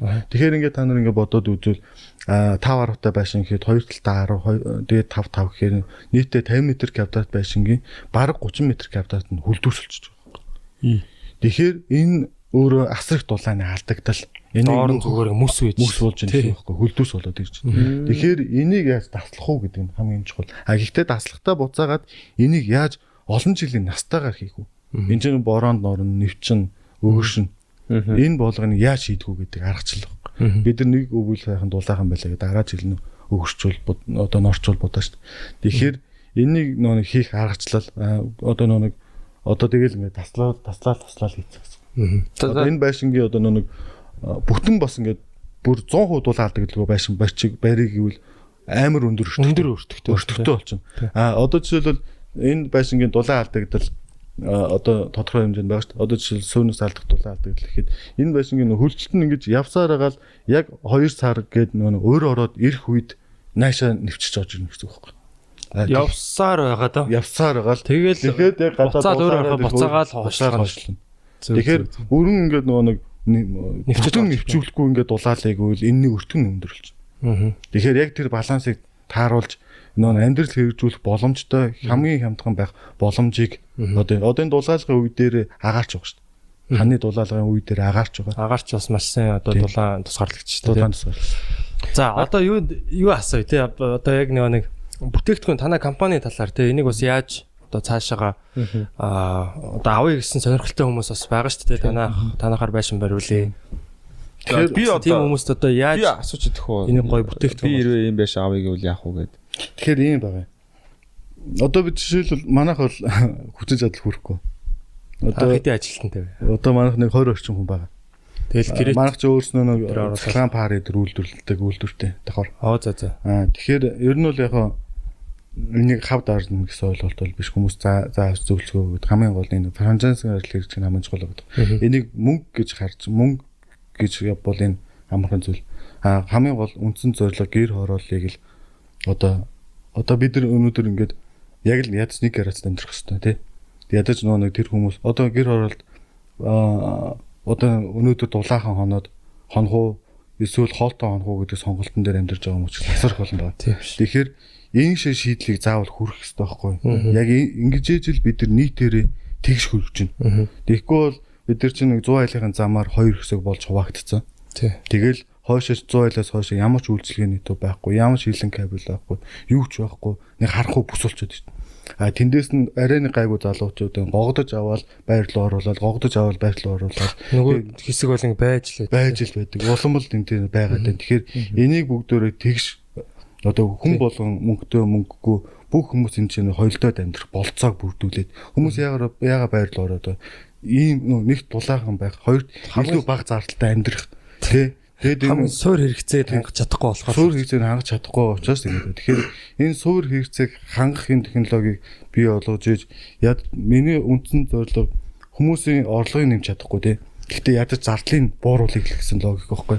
Тэгээд л яг тэр багасаа яг тэгэл 9 шүд амьдрал дуулаад үцэгтэй. Ингэж л хийх ёстой. Ингэж одоо бид нар чинь хэдүүл хэлээ цөөхүүлээ шүү дээ. 3 сая хүн. Энээс нэг одоо зөвхөн Улаанбаатар гэр бол 8-900 мянган хүн амьдарч байна. Энэ хүмүүс 3-ны асар их хүн байхгүй. Энэ их нөөцийг зүгээр л хайчих гээд байгаа байхгүй. Одоо дагуул хот байгуулаад явна. Эсвэл шинэ залуус хотог байгуулаад одоо хотын төрөө бүр ингээд өөр газруудыг байгуулаад эндээс сорлож аваад энэ дээр ингээд нэг бүр ингээд хүмүүс үлдээх гээд нь шүү дээ. Одоо киногоор бол 13 дахь оруулж идэв юм. Эсвэл Илгээсэн үнгийн кино үүдэн шүү дээ. Дэлхийн гадны гариг байгуулсан дэлхийг боцолж идэг тийм байдал руу орох гээд байгаа учраас энэ рүү яаж гэр оруулах энийг нэвтрүүлэх үү? Энийг хүмүүс тэгээд одоо жишээлбэл бид нар дулаахан бохир цэвэр асуудлаа шийдсэн. Энэ байхад би гэр орол амьдрна. Одоо ингээд жиж бүгдэр гэр орол амьдрах боломжтой болно. Гашаандаа гоё зүлгэн модтой гоё амьдрах болцоо нэгч чинь бид нар заавал нэг цэвэр агаарыг амьсгалах гэж гадаанаа талбайтай байх гэж бид нар заавал 20-30 км явах шаардлагагүй. Хотынхон төвтэй ойрхон тийм гоё орчин бий болоо. Ингээд ирвэл бүгдөө нэг бүх хүмүүс ингээд холдоод амьсгах болцоо бүрджүүл бидний нийгмийн алгарл нэгт байхгүй болно. Хоёрт бидрийг дагаад энд үйлчлэг очно. Сургууль, цэцэрлэг, ажлын байр одоо үйлчлэг бүх газрууд очиод эгүүл бид нэр тэгш хөгжих гэдэг байгаа юм. Харин тий одоо би бас тэгж зүгээр бодоод идэх энэ гэр хорооллын энэ газруудыг албаар ингэж үнгүүдүүлж байгаа. Үнгүүдүүлж байгаад одоо жишээ нь одоо юу гэдгийг том банкнууд ч юм уу гадны одоо банкнууд те газрыг аваад байгаа байхгүй. Хүмүүсээ шууд нөгөө хүмүүс ч одоо мөнгөгийн газраа зараал. Тэгээд тэр чи одоо байранд орчих. Тэг байранд одоо байрчин газар авахгүй шүү дээ. Газар авахгүй. Тэнгүүд энэ газрыг албаар ийм одоо бүтцгүү те одоо ийм байлгах нэг баг тийм одоо нөгөө талаас нь хардах ч юм уу те. Тэгэхээр эн чинь бас газар чинь үн цэнтэй шүү дээ. Бид нэр энийгээ бас үнд оруулах хэрэгтэй. Одоо чи манай одоо эмээв бол дамбад амьдэрдэг. Тэгээ ингээд бас гоё хашаандаа олон мод тариад айгүй гоё амьдарч байгаа байхгүй. Тэгээ тэрэн шиг бас байх юм бол тэр чинь үн цэнтэй байна шүү дээ. Энэ дээр юу байгаа. Одоо жишээлбэл яг чиний өөрөө чинь сая гаргалгаж амар зүг болчих жоохоо. Гэр хорооллын газар үнгүй болоод байгаа. Гэтэл гэр хорооллын иргэдийн байгаа ганц хөрөнгөнд баг газар нэг байхгүй. Хамгийн үнэтэй капитал нь газар нэг. Гэтэл аваачаад төр албаар үнгүй болоод байгаа байхгүй. Яаж үнгүй болоод байгаа нэг гэвэл жишээлбэл одоо ярмгийн одоо урд нь нэг 16 оноос өмнө одоо гэр хорооллын иргэдтэй тохироод дахин төлөвлөлтөөр одоо байр бариад тэнд орлого зэнцсэн байрууд бариад тэр хэсэг айлуудыг оруулаад дараа нь арай хямдхан байрууд бариад хой байрх нь оруулдаг тийм систем хэрэгжижсэн шүү дээ. Сайн ч мууч ингээд энэ бол тодорхой хэмжээнд тухайн үедээ зөв шийдлээсэн байхгүй. Гэтэл 16 оноос хойш аваачаад энэ шийдлийг бүтэн зогсоогоод шууд шинэ газар олоод ихэс ярмгийн газрыг шууд хахуулдаад өгч байгаа байхгүй. Компани одоо тэнд байр барьж ирсэн компаниудыг шууд 50 айлтай тохироод байр барих 500 айлын байр барих гэсэн бол тэнд 5 айлын газрыг хахуулдаж өгөөд одоо 500 айлын байр усны компанид илүү ашигтай шүү дээ. Тийм зарчмаар яармөр газар олгоод ихсэн 16 оноос хойш. Тэнгүүд нөө нэг тэнд асар их байрууд баригдаад ирж шүү дээ. Одоо яг төлөвлөлтөөр 300 мянган айл амьдрах бололцоотой газар гэж байгаа. 300 мянган хүн. Тэгэхээр эн чинь нийт хүн амын баг 11 нь ороод ирж байгаа. Тэгэхээр энэ дээр чинь нөө нэг орлогот нийцсэн орон сууц биш. Үнэтэй байр бариад байна. Тэнгүүтлээ нөө хүмүүсээс хорлож авчиж ирээд энэ газрыг гэр хорооллын газрыг үнгүүдүүлээд ирж байгаа байхгүй. Шинээр газар өгөх болгонд л энэ газар үнгүүднэ. Гэр хорооллын газар. Бидэрт юу л энэ газар байна. Хамгийн гол асуудал нь бид нар хүн ам зүйтэй учраас зах зээл багтай. Тийм учраас энэ газрыг үнгүүдүүлээд ирж байгаа. Гэхдээ нөгөө талаас бас иргэд өөрснөө газраа хит өндөр үнэлээд их сул талтай.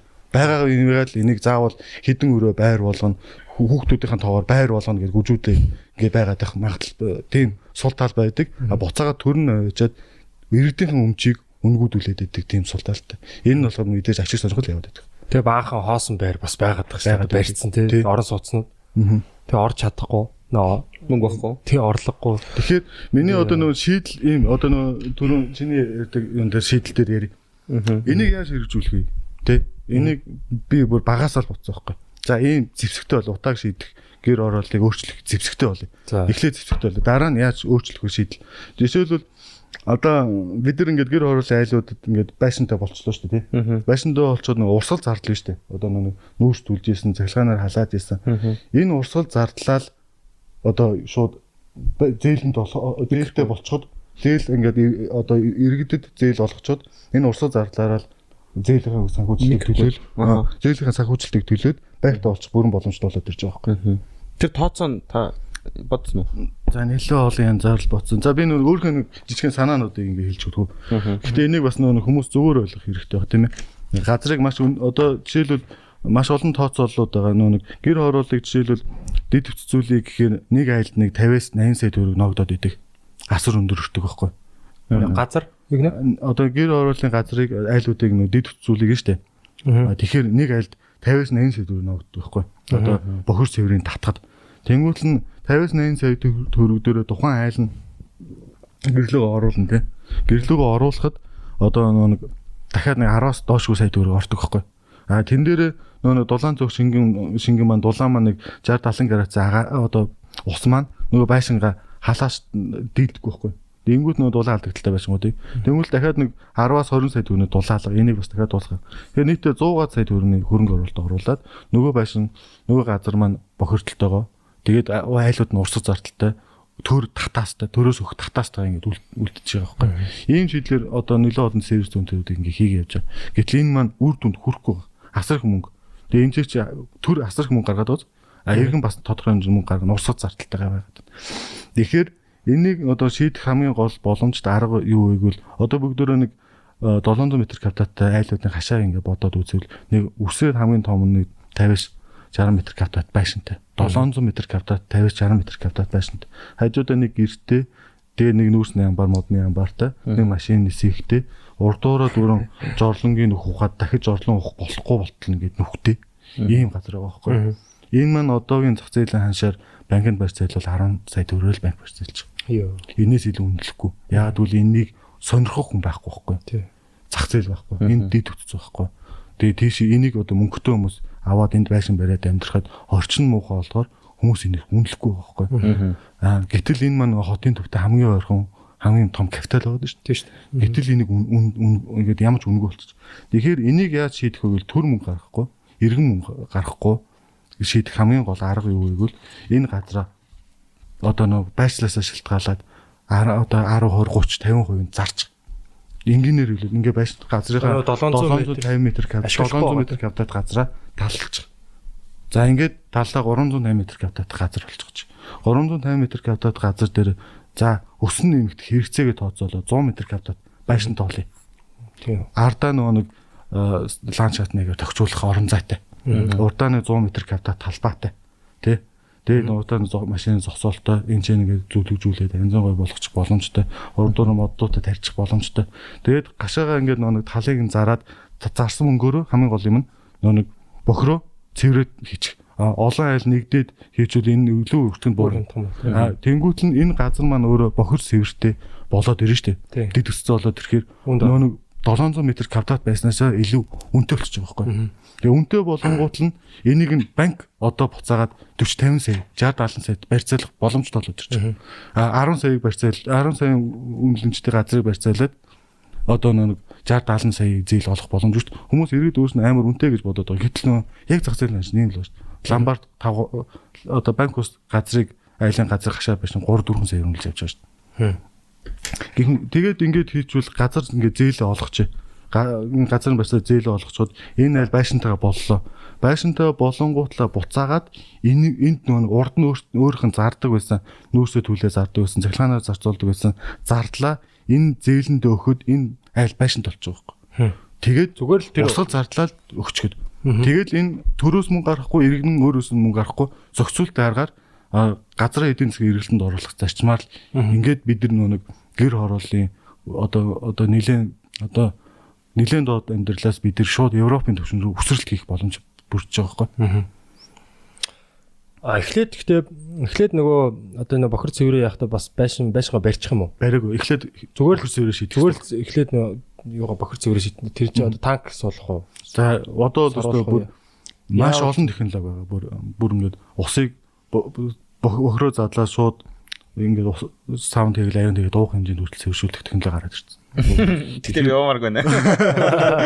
Нэг гоомод амар. Ер нь яг хамгийн тохиромжтой шийдэл нь бол одоо усыг нөгөө хүчил төрөгч оруулаад соролох биш. Усыг хүчил төрөгч оруулаад доторх ням бактерийн задлаад тэгээд цэвэршүүлээд сайн хилдэг шийдэл рүү оруулах. Энэ тийм үнэтэй технологи биш. Импортоор оруулж ирж байгаа эколоч гэдэг юм уу? Ингээд юмнууд орж ирж байгаа. Энэ шийдлийг Монголд яг нутагшуулаад хийж байгаа Монгол компаниуд ч байгаа. Үйлдвэрч гэсэн байгаа. Тэгэхээр энэ маань өндөр өртөгтэй биш байхгүй. Тэгэхээр яг нөө юугаар нь байгалийн юугаар нь те яг жамаар нь гэх юм те. Яг одоо юу гэдгийг лагын доошогоо тунаад үгүй. Лагын хүртэл цэвэршүүлж байгаа. Задлж байгаа. Агаар оруулаад хүчил төгч оруулаад задлаад юу ч гоо болгоод цэвэр ус болоо гаргана. Нөгөө үлдсэн юм яах юм? Одоо бүр ингээ усандаа бүр ор мөргөө задрна гэсэн. Задраад байхгүй болоод. Цэвэр ус болоо гаргачих байгаа байхгүй. Тэгэхээр тэгээ нөө амьд дэжин бас бактерич бие нэг идэ тусгаж байгаа. Тэгэхээр энэ бол амар амархан шийдэл. Гэхдээ энэ маань жоох одоохондоо нэг айл яг нэг 5-аас 10 сая төгрөг хүртэл болчихж байгаа. Энийг олноор нэг гудам нийлээд тийм ээ 12 руулаа нийлээд энийг шийдвэл одоо нэг цэвэр усаа гүн удаг ухаал шийдэхэд нэг айлд ногдож байгаа зардал нь 3-аас хамгийн бага өөрснөө хийвэл 3 сая. Компаниудаар хийвэл за нэг 5 сая 6 сая хавцаа төгрөг болж байгаа юм. Хэсгийг ойлгосонгүй. Би за ингээд газрынхаа талын зарчлаа. Хин авах вэ? Хөө авах. За авчлаа. Нэг 10 сая төгрөг мөрөөр авах юм уу? Гэхдээ яг энийг нэг яг ийм хэмжээнд нь тооцоолно шүү дээ. Одоо нэг эдийн засгийн юунд энэ одоо бид нар ингээд энэ газраа бүгдээр ингээд бохир сэвэр бүх юмнуудаа асуудлаа шийдэхээр ийм шийдэл рүү болоод дэд үсттэй болголоо гэвэл энийг одоо байгаа энийг хажуутлын газар дэд үстжүүлэх гэдэг шүү дээ давхар. Тэгвэл энэний газрын үнэлгээ нь өндөр болж байгаа байхгүй 30 40 сая ч юм уу. Тэгж зарж болно. Бусуулаад 10 20 сая ч энэ байршлаасаа шалтгаалаад үнэ нь өөрчлөгдөх байхгүй. Тэгэхээр одоо нэг саяны хэлсэн шүү дээ. Одоо улс хэрвээ дэд үст татвал одоо бараг 8 сая төгрөг зарцуулна. Гэтэл өөрснөө шийдвэл бид нар 5 сая төгрөөр шийдэх гэдэг шүү дээ. Тэр шийдлүүдийг ерөөсөө хүмүүс бас мэдэхгүй байна л та тийм бас. Шийдлүүдийг мэдэхгүй. Гэхдээ бас шийдлүүдийг уул нь эн чинь мэдээлэл 900 боловсрал одоо тийм контент хийгээд одоо мэдүүлсэн шүү дээ. Нэгт мэдэх хэрэгтэй. Хоёрт нүүдүүл нь бас мэдүүлэх сонирхолгүй байгаад байгаа шүү. Бас харин тийм. Одоо нэг 5-аас 10 сая төгрөнд одоо ингээд дэд үсцүүлэх боломж байсаар байтал 80 сая төгрөг оруулах сонирхол байна шүү дээ. Зээлэнд оруулах тийм. Үгүй зээлэнд биш одоо өртгийг нь 80 сая болгож дундаас нь хэд дахин завчаа хийх нь 50 л үүдэн шүү дээ. Намын 50 л үүд. Эдгэр чи ийм хийх сонирхол байдаг байна. Гэхдээ ер нь дуртай л та. Сонирхолж авах. Ер нь хийхээ мэдж байгаа. Тий. Тэгэхээр энэ юугнуудыг бас би л анх удаа сонсч шууд бүр ингээд бүр ус олтол нь яа. Би болохоор заавалчгүй нэг лаг нь ягаа саарл усын одоо ингээд шүүж мүүгээл нэг тийм л юм септик танкер нэг септик танкер одоо нэг харилцаа савны хуулиар хийчих болдог байхгүй одоо ингээд тий нэг үе шатлаад явж байгаа. Дээрээс хүнд одоо лагууд доороо үлдээл харилцаа савны хууль хажууцсан ороод сааралцаал хөрсөө шингих. Энүүд энгийн шийдлэхдээ энэгээр олон айл шийдвэл хөрсөө бохирд болно. Дахиад бохирд болно. Тэгэхээр бүгдөө нэг бүр ингээд задлах хэмжээр эсвэл соруулна гэдэг байгаа шүү дээ. Соруулныг үл хэцүү. Энэ тэгээ соруулсан ч тэрийг авч дахиад өөр газар очиж бохирдуулж шаасан шүү дээ. Тэгэхээр сорууллаа гэж бодоход нэг бицчээд нэг бочгийн ус татхад 20 литр ус шүү дээ. Тэгэхээр чи хэдэн тонны усыг хэдэн байнгын соруулна гэсэн үг. Тий. Тэгэхээр энийг тэгээд зүгээр л хүчрэл төрөгчрөл тий шийдчихдэг байхгүй. Ямар сайн юм. Би бас энийгээс мэддгүй байсан. Тэгэхээр бүгдөө ингээд усаа амар гой зөвшөлчөж бохироо. Тэгвэл доороо гүнүүд өгч шүү дээ. Тэгээ 20 10 айл дундаа нэг гүнүүдийг шийдчихэд энэ зүртг нь хамаагүй багасаад ирж байгаа. Тэгэхэд хамаагүй өөр. Тийм байна. Надад асуулт байна. За одоо залуу гэр бүлүүд те ер нь одоо ингээд яг энэ байшинг бол мөрөөдөж байгаа баг гэж бодож байна. Би ч мөрөөдөжлээ л да. Тийм болохоор би энэ байшинд олмоор л байна л да. Газар чаалга юу ч хаалга ер нь бол. Тэгтэл ийм байшинд олмоор байна. Нэг өдөр тэгээд танд ямар санаа байна? Чи энэ тал газрын авах шүү дээ. За ийм байгаа даа. Ер нь бол одоо нөө ипотекийн зээлийг гэр орол руу олгодог болмоор байна. Ягаараа заавал байр руу оруулах хэрэгтэй юм тийм ээ. Гэр оролд одоо нэг энэ технологи стандартчлаад одоо нөө яг хүлээн зөвшөөрдөг болоод тэгээд гэр орол айлууд байшин барьж байгаа айлуудад яг энийг зээлийн олгодог болгочвол хамгийн зөв шийдэл болох гэдэг байхгүй. Тэгээд дээрэс нь шаардлагуудын тавьчихдаг. Ингээд явбал хамгийн зөв байгаад байгаа. Юуны за яг би сайн нэг яг чухал чиний асуултанд хариулсан марчлаа одоо жоохон байж санахаар. За өөр асуултаа санах уу гэж байна. Гэхдээ одоо би надад ипотекийн зээл хэрэгтэй юм байна гэдгийг ойлгосон. Одоо тийм. Яг юу ч хаалга би зүгээр л ийм байшинд олмоор байна. Ипотекийн зээл гэхээр бид нар амар тийм амар том тийм санхүүгийн гэдэг мангар том дарамтанд нийт ард түмэн дарамтанд оруулаад тэгээд энэ ипотекийн зээлийг олгодог байхгүй. Жишээлбэл та бүхэн ингээд маш энгийнээр бодоорой. Монгол банкны бодлогын 13 таа ч 12 таа бай. Одоо хадгаламжийн хүү өөрөө 14 таа, жилийн 14% таа. Ипотекийн одоо Монгол банкны бодлогын 13 таа байхад юу одоо хадгаламжийн 14 таа байхад та нар 4% бонд худалдаж авах уу? Авахгүй ч 4% үүсдэг бонд худалдаж авахгүй. Одоо ямар ч хүн худалдаж авахгүй шүү дээ. Тэгэхээр 4% бондыг худалдаж авч байгаа гэж ингэж ипотекийн зээлийг санхүүжүүлж байгаа байхгүй. За энэ дээр нэг банкны хүү эрсдэл эдэрийг нэмээд үйл ажиллагааны зардлыг 8 жилийн 8% хүүтэй болгож иргэдэд өгж байгаа шүү дээ. Гэтэл нэг 14% хүүтэй байхад яагаад 8% руу ингэж оруулж ийнэг үл ямар ч хүн ингэж санхүүжилт авахгүй. Тэгэхээр энэ бонд худалдаж авахгүй. Энийг яаж санхүүжилж ийнэг үл энэ бонд нь хаанаас засгийн газрын бонд юм? Засгийн газар Монгол банкны бонд гэж явж байгаа. Тэгэхээр энийг хинч авахгүй. 14-тэй өгөөжтэй байхад 8-тай авахгүй шүү дээ. Тэгэхээр энийг яаж санхүүжилж ийнэг үл зүгээр л төгрөгийг хэвлжээж энийг санхүүжилж байгаа юм. Одоо нэг хэсэг байр ипотекийн зээл авахд авж байгаа хүмүүс нь ашигтай. Аваагүй хүмүүс нь тэр чигээрээ алдагдлыг нь үүрч төгрөгийн ханшаа унгаж инфляцаар нь үүрч байгаа байхгүй. Тэгэхээр эн чинь маш буруу тогтолцоолчод байна. Тэгэхээр асар их мөнгө ингэж гаргачихж байгаа. Тэгээ бидний мөнгө жил болгоо ингэж унаад идэв төгрөгийн ханш. Зарим одоо сүүлдээ нөгөө 6% руу оруулах. Одоо 6% оруулна гэж ярьж байгаа. Энэ дахиад мөнгө хэвлээл ингэ. Тийм үү? Чи бодохгүй юу? Инфляцийн хүү ийм өндөр байхад ямар хүн ингэж авахгүй шүү дээ. Тэгэхээр энийг шийдэх ганцхан арга байгаа. За энийг шийдэх ганцхан арга нь бол гадаадын банкыг оруулж ирэх. Гадаадын банкыг оруулж ирээд бид нар эсвэл олон улсын одоо хүлэмжийг багасгах төслийн дор гадаадаас санхүүжилт авах. Одоо бид нар жишээл хашаанда нэг иргэн хашаанда байшин барих гэж байна. Энэ олон улсын санхүүжилт дээр гадаадын хөрөнгө оруулалтад байшин барих боломжийг харах хэрэгтэй байхгүй. Энэ бол цэвэр ногоон бүтээгдэхүүн болж шít. Тэгэхээр олон улсын дэлхийн банкнаас гэдэг юм уу маш бага хувийн хүүтэй 3-аас 4% хүүтэй олон улсын одоо зээлийг Монголд оруулж боломжтой байхгүй. Заавал бид нар өөрснийхөө одоо юг мөнгөний ханшиг унгаж өөрснөөсөө ингэж бонд одоо зээл гаргах шаардлага байхгүй. Зүгээр шууд л одоо олон улсын байгууллагаас эсвэл гадаадын банкыг оруулж ирээд энийг зээл олох боломжтой. Энийн давуу тал нь юу вэ гэвэл хамгийн гол давуу тал нь юу гэвэл Монголд асар их долларын урсгал бий болно. Асар их мөнгө бий болно. Нэг хүн байшин барихтаа гадаадын хөрөнгө оруулалтаа байшин барьж байгаа төсөлтөө. Асар их ингээд бодвол амар гой зүйл болоод ирж байгаас ингээд шийдэж болно. Энэ дээр манайх нэг мэдээж ингэж оруулах сонирхол байхгүй. Тийм учраас банкны сонирхолгүй, эзэдэн сонирхол, эзэдэн энэ дараа нар шүү дээ. Тэгэхээр хүмүүсийн тархийг угаадаг байхгүй. Бид нар гадны колон болгох чинь бид нар манжийн үеийг шиг болцлогдох чинь. Гэтэл өнөөдрийн бидний зээлийн хүү 15-аас дээш хувь гэдэг нь манжийн үеэсээ их байхгүй. Тийм шүү дээ. Тэгэхээр эдгэр чин өөрснөө тэр олон улсын байгууллагуудаас мөнгө босгочоод энийг Давхар зээлээд дундаас нь биднээс мөнгө хүлгээ бодоод шүү дээ. Яагаад бид нар эдгэрийг санхүүжүүлэх хэвтэй? Шууд оруулж ирэх боломж байгаа байхгүй. Тэгээд нөгөө хүмүүс айцсаар нь айлгаад байгаа байхгүй. Одоо тэгтээ нэг гадны бас юм ногоон зээл тий одоо юу тиймэрхүү Германы одоо бас одоо Европын ч гэдэг юм уу тиймэрхүү юмнууд бас байгаа үстэй Монголд. Гэтэ маш бага. Тэгээ ийм хүртээмж багтай. Ийм шиг одоо байшингаа бүр ингээд одоо яг ийм байшин барина гэж одоо тий одоо шалгуулж ийж одоо тэр юун санхуд гэдэг Германы хамтын нийгэмлэгээс нэг хэдэн байшингийн төсөл байгаа. Энэ жил нэг түрүү жил нэг 5 6 баригдсан байна. Энэ жил нэг 40 50 барина гэж юу 40 50хан байшин. Тий.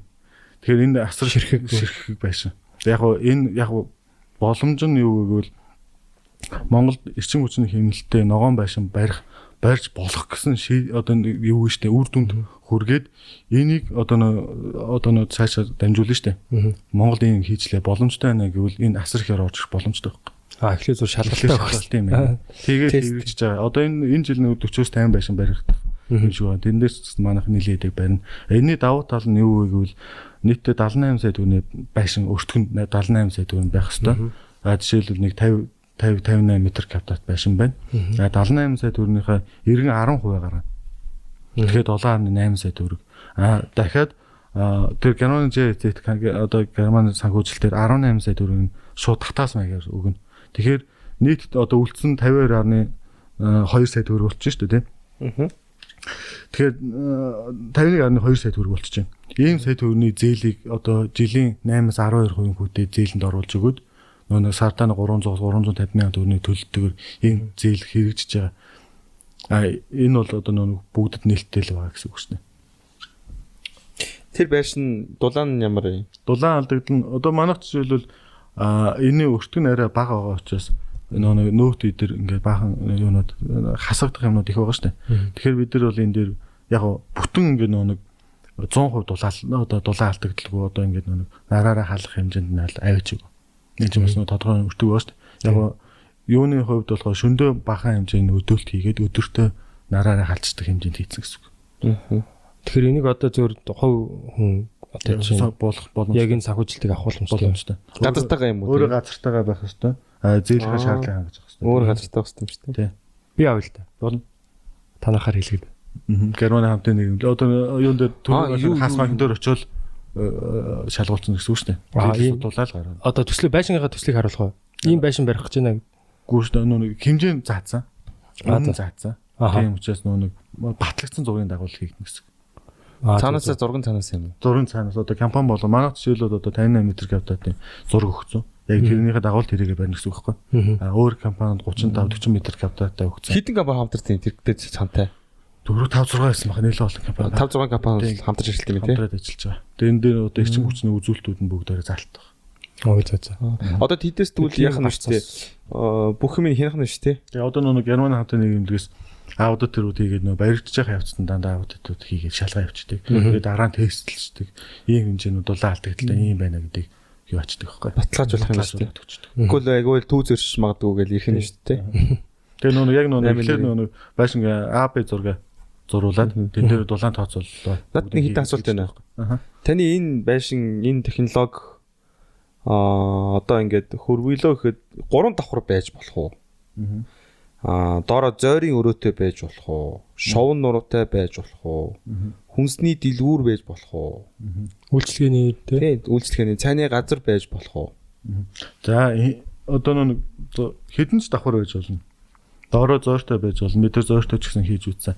Бидний нэг хамгийн том тулгымцсан асуудал юу гэхээр бид нар нэг өвөл бид дандаа хятад ногоо хэрэглээд нь штэ.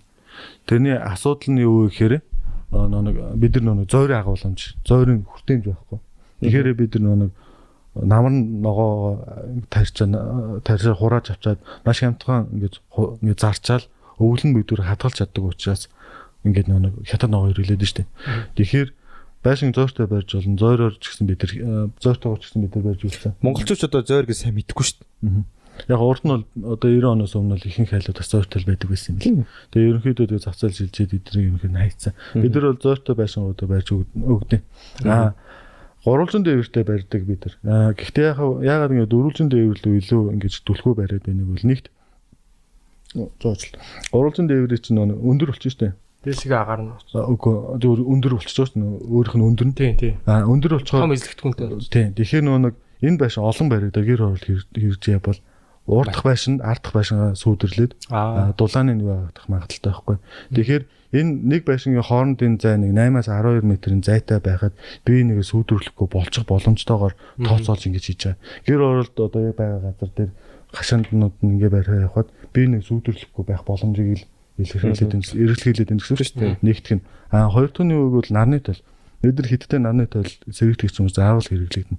Заавал бид нар өөрснөө дотоод үйлдвэрлэдэг болно. Тэгэхээр бид буцаа сэргийгдэх хүчээ бид нар ингэж хэрэглэе гэж бодоход нэг том одоо сул одоо хавтаа дээвэртэй чил бид нэг сул тал үүснэ. Яг нэг 40 хэдэн градуст ингэж хавтаа дээвэр шүү дээ. Тэгэхэд өвлийн нарны тусгал бүр ингэж дуусаад энэ дээр ойгоод эрчим хүч шингээлт маш багтай болчихдог байхгүй. Зундаа ихт дээрс болохоор бас ингэж ойгоод шингээлт маш багтай болчих. Яг хавар намаарт яг таарад байдаг байхгүй. Хавтаа одоо ийм юу дээвэр дээр гурвалжин дээвэр. Цохроо байдаг зүг үү? Тэгэхээр хавтаа дээвэр дээр хийчүүл тохиргоо их боломжтой болчиход. Тийм. Дээр нь гараад тасчих юм да. Одоо зун одоо ингэ чинь өвлөн ингэ чинь. Тэгэхээр энийг нэг эрчим хүчин шингээлтийг юунд хийх хамгийн одоо зөв зөвхөстэй хийхин тулд энэ хавтаа дээвэртэй хийчүүл нарны панел тавихад хамгийн үр дүнтэй болоод ирдэг байхгүй. Ягаад ийм шуун нуруутай гэдэг тийм дүүл хүмүүс. Хавтаа дээврийн сул тал нь юу юм? Сул тал нь нэг борон уус нэвчин энэ дээр нэг асар цас ороод дааз ингээд энэ чинь үүсээ тэгээд юу яах магадaltaй гэсэн тооцоолол. Тэрийг бас дээрээс нь загвар гэл. Баг зэргийн 70%-гээд одоо урсгадаг ч юм уу тийм. Мэдээж хавтаа дээвэр одоо юу одоо энэ модерн загвар руу ихэнх байрлал шилжиж байна. Одоо энэ шийдлүүд гараад ирсэн байхгүй. Маш сайн одоо мембран хөрөн одоо материалууд гэдэг юм ямар ч нэвчүүлэхгүй байх юмнуудыг мэдээж энэ дэш хойш углаантай шүү дээ. Тэгэхээр тодорхой хэмжээний урсц бүх юмнууданд гацна гараа авчихсан. Мэдээж ингээд загвар болгоноос ингээд яг нэг үндсэн шийдэл нь ингээд зориод байгаа юм нэг бид нар массаар нь гэр оролт нэвтрүүлнэ. Массаар нь гэр оролт нэвтрүүлээд сэргийгдэх эцэм хүчийг хиттэй хэрэглээд бид нар ногоон хотыг байгуулад болох гээд шүү дээ. Тэгэхээр анханаас яг иймэрхүү байвал зөв гэсэн зөв гаргалаа гэл зөв ингээд цэгийг л бий болгоод ингээд явах гээд байгаа байхгүй. Тэгэд энэ дэр одоо манай Монголын ийм одоо стандарт байгаа юм. Байхгүй шүү дээ. Стандартыг үүсэхгүй бол одоо энэ дээр л одоо уулан дээр стандарт гэл бичгээл ах шиг байна. Тэрэн дээр одоо ажлын хэсэгт наа оруулмаар байгаа байхгүй. Тэгээ баахан мэдхгүй гарууд. Та очиж үзчихсэн. Надад санал ирэхгүй л дуул наав мэдийг бол олоход амархан шүү дээ. Тэгэхэд одоо баахан л гаруудыг л энд аваад цуглуулаад ингээл тэн дээр чинь хийж үзег хүмүүс яаж стандарт боловсруулах очихгүй юм уу? Үгүй яг урилга хүлээгээд нэ. Одоо өөрснөө тэр би одоо өөрөө очино. Би бол очих шаардлага нэг байхгүй. Өөрснөө ирүүл. Одоо тэгэл стандарт гарч иж ер нь уул нь дэвшил гарна өстэй тийм чинь бас тийм тогтсон шүү дээ. Уул нь надад ажиллах хүсэл байна. Гэхдээ яг бүгд л мэдчихэл байгаа шүү дээ. Яг надад урилга өгөхгүй байна. Би таныг лав мэдэхгүй байсан шүү дээ.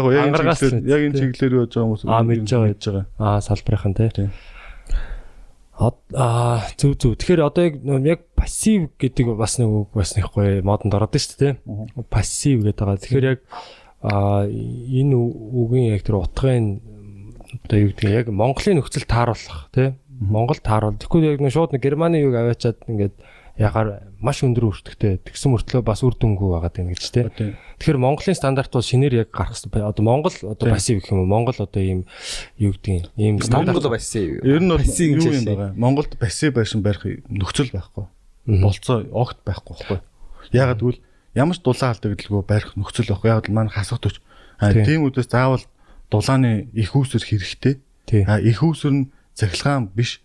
Зүгээр шингээлтээр нарны дулаанаар шингээчих юм байхгүй. Тэгэхээр ингэ арай өөр бол авчиж яг пассив гэж. Тэгэхээр одоо энэ пассив гэдэг үг бас зах зээл дээр яваад шүү дээ тийм. Тэгээ энэ дээр бас нэг хүмүүс маань бас мэдлэгтэй байгаасаа тийм. Яг Монголд бол одоо яг юм супер яг ямар ч дулаан алдагдaltaгүй байна гэдэг бол энэ бол гоё юм үлгэр байгаад шүү дээ тийм. Тэгэхээр тэрийг эртнээс юу мэдчихвэл тэ юу гэдгийг одоо бас зарим хүмүүс ч одоо цэвэр юугаар яан цэвэр зэрэгт гэрчим хүчээр одоо ажил болно тэ ямар ч дулаан алдагдaltaгүй байна гэдэг энэ бас бүрэн тэнгэрийн юм яриад байдаг. Зардал нь амар өндөр. Энэ бол миний бодлоо амар бага зардлаар амар гоё байшинтай болчих юм байна. Энд ч гэдэг пассивтай л орно нэстэй. Ер нь пассивтай зарчим нь бол байсан шүү дээ. Дулаан хадгалтын ерөнхий үзүүлэлт одоо пассив гэдэг чинь өөрөө идэхгүй гэсэн үг байхгүй. Ямар ч нөлөөлөл одоо нэг баян нэг юм итгэхгүй те. Итгэхгүй тогтмол одоо идэхгүй л гэсэн үг байхгүй. Тэгэхээр амар халаагаад авах шаардлагагүй тий. Халуунд нэг идэхгүй хүүтэнд идэхгүй л гэсэн үг байхгүй. Нөлөөлөлгүй л гэсэн санаа юм. Тэгэхээр яг тийм хэмжээнд нь авиж нэхэр Монголын нөхцөлд боломжгүй л болчихдог. Бас нэг юм юу өгч ин те контакт өгч ин те. Тэгээ нар бол дулаахан байна те. Маш гарч өсөөл ингээд цоонууд бүтэн яруу. Халаад байна уу жоохон. Онгор цаан тэр цаан хонгорхоо байгаа. Тэгээд нөгөө агааржуултын нэг яг агааржуултын одоо тэрийг нэг яриад тэгээ хэдүүлээ ерөнхийдөө өндөрлөө те. Бас танд өөр яс ярих юм байвал тэгээд одоо нөгөө бас яг энэ хүмүүс чинь бас нэг юм баг халуун савн дотор байгаа юм шиг юм төсөөлөд байгаа шүү дээ. Тэгэхээр яг дотор агаарын энэ чанар агаарын урсгал энэ шинэ агаар одоо тийм цэвэр агаар яаж орж ирж байна. Бидний амьсгалсан энэ нэг бохир одоо агаар гэх юм уу тий одоо энэ нүрс төрөх чинь энийг яаж гаргаж байна? Яаж шийдэж байна? Тий одоо энэ дээр нөгөө агаарын 3 үзүүлэлт байгаа шүү дээ. За PM2.5 манай Монгол улсад хүлцэх хэмжээ 50 дотор байх хэрэгтэй байхгүй стандарт нь. Хүлцэх хүлцэх хэмжээ. Энээс дээшээ тухгүй гарч болохгүй л гэсэн санаа. Энээс дээшээ гарвал нөгөө юуг эрүүл мэнд хортол гэсэн санаа. PM2.5 PM2.5 тийм тоосон цэр хэмжээ гэсэн үг байхгүй нарийн шиг тоосон цэр 125 өвөлдөө 50 гэж юу яадаг. Энэ бол дэлхийд тэр. Монгол болохоор 150 өвөлдөө 100 гэж тооцолдог. Бид нар нэг тийм дэлхийгээс өөр хүмүүс байгаа юм тийм. За ингэж юу яадаг. За тэгээд дээрээс нь хоёр дахь нь юу гэвэл нэг агаарын чигшил. За энэ болохоор хүлцэх хэмжээ 60-аас доош байх хэрэгтэй. За 30-аас 60 хооронд байх хэрэгтэй. 30-аас доош орчвол хит хор болчихдог. Дараагийнх нь CO2 энэ ер нь бол яг нэг 600 гэж ярьдیں۔ Гэтэ 600-аас доошоо барина гэдэг үл ерөнхийдөө бараг боломжгүй юм. Хүн дотор нь амьдарч байгаа үед ер нь хэцүү. Маш том орон зайд л энэ 600-аас доошоо орох боломжтой. Амьсгалаад гаргаж байгаа энэ нүрс. Тэгэхээр яг энэ дээр нэг гадна гол одоо юм нэг үл гаднаас агаар оруулж ирэх зарчим гэсэн үг шүү дээ. Мэдээж доторх агаарын PM2.5-ыг бол дотроо цэвэрлэгээ босод юмнуудаараа шийдчихин гэсэн үг. Бас агаар шүүгч тавиад шүүгч байлж юм уу тий. Гэтэл нөгөө CO2-ыг оруул одоо хэмжээг багасгахын тулд заавал агаарчулдаг байхгүй. Гаднаас цэвэр агаар сэлгэж ийзэл энэ одоо CO2-ыг хэмжээг багасгана. Тэгэхээр энэ дээр агаарчуултан дээр одоо манай байшин дээр одоо энэ маш олон агаарчуултын системүүд хийгдэж байгаа. Одоо жишээл эднийх дээр одоо мэдээж байрны энгийн уламжлал агаарчулдаг шүү дээ. Галзуухны агаарчулт, 0 агаарчулт энэ хоёр нийлээд гачаагаар авчиж байгаа сорж байгаа.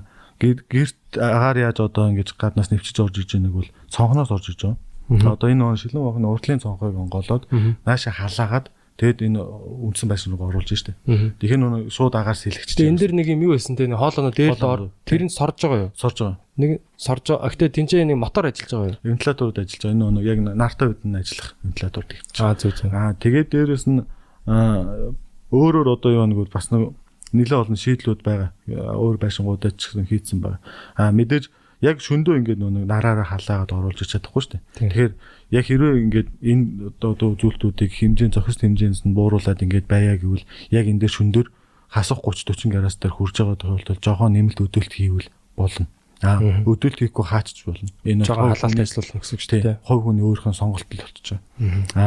Одоо гаднаас шууд 30-40 градус агарыг шууд оруулаад ирүүл энэ чинь гэрчин хөрч шít. Тэгэхээр тодорхой хэмжээнд яг оруулж байгаа үедээ жоохон тэнасаагаад оруулаад бүрэн боломжтой. Энэ давхар шийдэл. Давхар өөрөөр хийнэ гэвэл нэг шилэн гохороо дамжуулаад шууд хасах тав руу оруулаад ирдээ. Бид нар тийм шийдэл байгаа. Эсвэл бүр газар руу оруулаад хасах 2 метрээс доош ороод газрын одоо гарац хөрсний дулаанаар тийм 5 гарац руу ороод ирдэг байхгүй нэмэх 5. Тэгэхээр тийм доошоо ухна гэсэн үг үү? 2 метрээс дээшээ ороод доош ороод ирэхэд тэгж ухна. Тэгэхээр энэ өртгөн өндөр болоод нөхөгдөх гэдэг дээрээ тооцоолоод байна шүү дээ. Энийг нөгөө тухайн хүний өөрийнх нь сонголтын асуудлаар хийгдэж байгаа. Монголд нөгөө HVR системээр HVR систем гэдэг Монголд орж ирж байгаа. Солилцоо хадгалагч те одоо нөгөө гэрийн дулаан агаар гарч яхад гаднаас орж хүүтэй агаартай холж байгаа шүү дээ те. Одоо холихгүй.